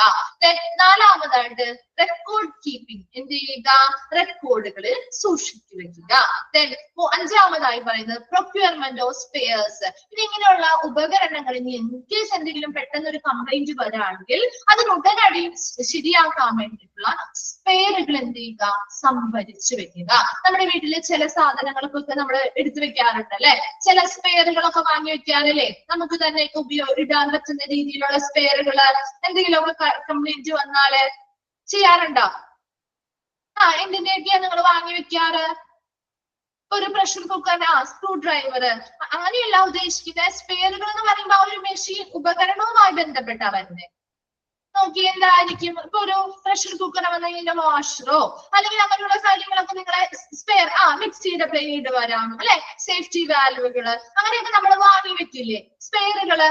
അപ്പൊ അങ്ങനെയുള്ള സ്പെയറുകളൊക്കെ കുറച്ച് എന്ത് ചെയ്യുക, സംഭരിച്ചു വെക്കുക. അപ്പൊ അങ്ങനെ നിസ്സാരമായിട്ടുള്ള കാര്യങ്ങളൊക്കെ ആണെങ്കിൽ ഉടനടി അത് പിന്നീട് തീ വെക്കാതെ അപ്പൊ തന്നെ നമുക്ക് എന്ത് ചെയ്യാം, അത് ക്ലിയർ ചെയ്ത് പരിഹരിച്ച് വിടാവുന്നതാണ്. അപ്പൊ എപ്പോഴും ഒരു ഹോസ്പിറ്റലില് മെയിന്റനൻസ് എന്ന് പറയുന്നത് എങ്ങനെയാണ് ചെയ്യേണ്ടത്, ശരിയായ രീതിയിൽ വരുന്ന ഉപകരണങ്ങൾ സ്ഥാപിക്കുക അല്ലെങ്കിൽ ഇൻസ്റ്റലേഷൻ ചെയ്യുക. രണ്ടാമതായി പറയുന്നത് കൃത്യമായിട്ട് ഇവ സൂക്ഷിക്കുകയും റിപ്പയർ ചെയ്യുകയും ചെയ്യണം, നന്നാക്കലുകൾ നടത്തുകയും ചെയ്യണം. അതുപോലെ കൃത്യമായി ഈ പറയുന്ന ഉപകരണങ്ങൾ ശരിയായ രീതിയിൽ ക്ലീൻ ചെയ്യണം. ഉപയോഗിച്ച ശേഷം ക്ലീൻ ചെയ്യാതിരുന്നാലും ഒരുപാട് കംപ്ലൈന്റ് വരും, അല്ലെ? നല്ല രീതിയിൽ ക്ലീൻ ചെയ്ത്, അതുപോലെ ചെക്കിംഗ് ഓൺ പ്രിവെന്റീവ് മെയിന്റനൻസ്, പ്രതിരോധപരമായിട്ട് അല്ലെങ്കിൽ എന്താണ് മുൻകൂട്ടി എന്ത് ചെയ്യുന്നു, അതിനുള്ള പ്രിക്കോഷൻസ് എടുത്തുകൊണ്ട് ഇനി എന്ത് ചെയ്യുക,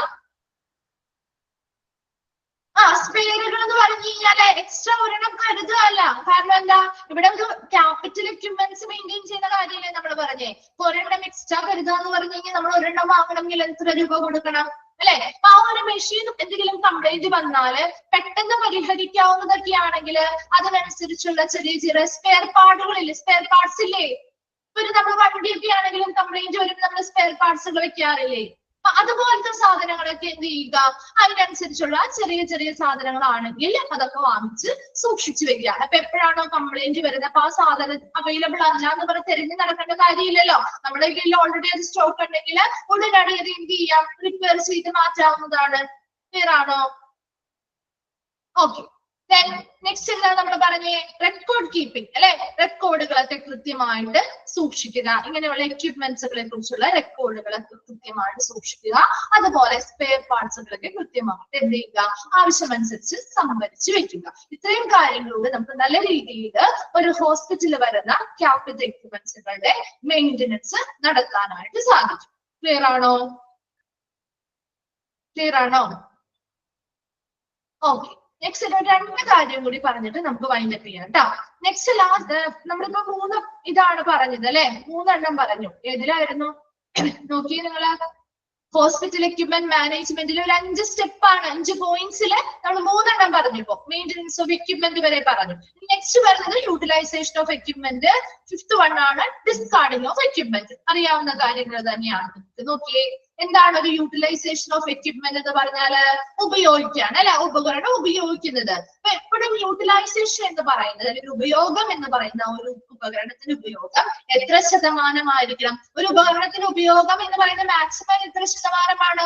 100% അല്ലേ മാക്സിമം എന്ന് പറയുന്നത്? 100% നമ്മൾ ഉപയോഗിക്കാന്ന് പറയും അല്ലെ. അതില് 80 മുതൽ 90% വരെ ആയിരിക്കണം നമ്മൾ അത് ഉപയോഗിക്കേണ്ടത്. അതായത് ഒരുപാട് ഉപയോഗം കുറയ്ക്കാനും പാടില്ല, ഒരുപാട് ഓവർ യൂട്ടിലൈസേഷനും പാടില്ല എന്ന്. മനസ്സിലായോ? ഒരു ഉപകരണം എങ്കിൽ അതിനെ മാക്സിമം ഉപയോഗിച്ച് തീർക്കാന്ന് വിചാരിക്കരുത്. അതപ്പോ പെട്ടെന്ന് കംപ്ലൈന്റ് വരും അല്ലെ. അതുപോലെ അധികം ഉപയോഗിക്കാതെ വെച്ചാലും കംപ്ലൈന്റ് വരും അല്ലെ. അപ്പൊ എപ്പോഴും ഒരു മീഡിയത്തിൽ നിന്നുള്ളത് ഒരു 80 മുതൽ 90% വരെയുള്ള റേഞ്ചിലായിരിക്കും അതിന്റെ ഉപയോഗം എന്ന് പറയുന്നത്. അല്ലാതെ ഒരുപാട് അണ്ടർ ആവരുത്, ഒരുപാട് ഉപയോഗം കുറഞ്ഞും പോകരുത്, ഒരുപാട് ഓവർ ആയിട്ട് അവ ഉപയോഗിക്കുകയും ചെയ്യരുത്. ക്ലിയർ ആണോ അത്? Utilisation of equipment. Okay, next ഒരെണ്ണം ഓടിയുള്ളൂ, ലാസ്റ്റ് വൺ ആണ് ഡിസ്കാർഡിംഗ് ഓഫ് എക്യുപ്മെന്റ്. എക്യുപ്മെന്റുകൾ എന്താ ചെയ്യുന്നത്? നമ്മള് ഉപേക്ഷിക്കുന്നു അല്ലെ. നമുക്കിപ്പോ ഒരു ഉപകരണം നമ്മൾ ഉപയോഗിച്ച് മാക്സിമം ഉപയോഗിച്ചു, അതിനി വർക്ക് ചെയ്യുന്നില്ല, നമുക്ക് ഇനി നന്നാക്കാനോ മെയിൻറ്റെയിൻസ് ചെയ്യാനൊന്നും പറ്റില്ല, നിന്നുപോയി അല്ലെ, നമുക്കത് വേണ്ട, ബ്രേക്ക് ഡൗൺ ആയി, നമുക്ക് ഇനി അത് വേണ്ട എന്നുള്ളൊരു കണ്ടീഷൻ വന്നാൽ നമ്മൾ അത് എന്ത് ചെയ്യും? ഉപേക്ഷിക്കും ആ ഒരു ഉപകരണം അല്ലെ. എങ്ങനെയൊക്കെയാണ് ഒരു ഹോസ്പിറ്റലിൽ ഇങ്ങനെയുള്ള ക്യാപിറ്റൽ എക്യുപ്മെന്റ് ഉപേക്ഷിക്കുന്നത് നോക്കിയേ. സ്ക്രാപ്പ് ഐറ്റം ഫോർ റീസെല്ലിംഗ് അല്ലെ. വീണ്ടും നമ്മൾ എന്ത് ചെയ്യുന്നു? ഒരു സ്ക്രാപ്പ് ഐറ്റം ആയിട്ട് അത് വിൽക്കാം പറ്റില്ലേ?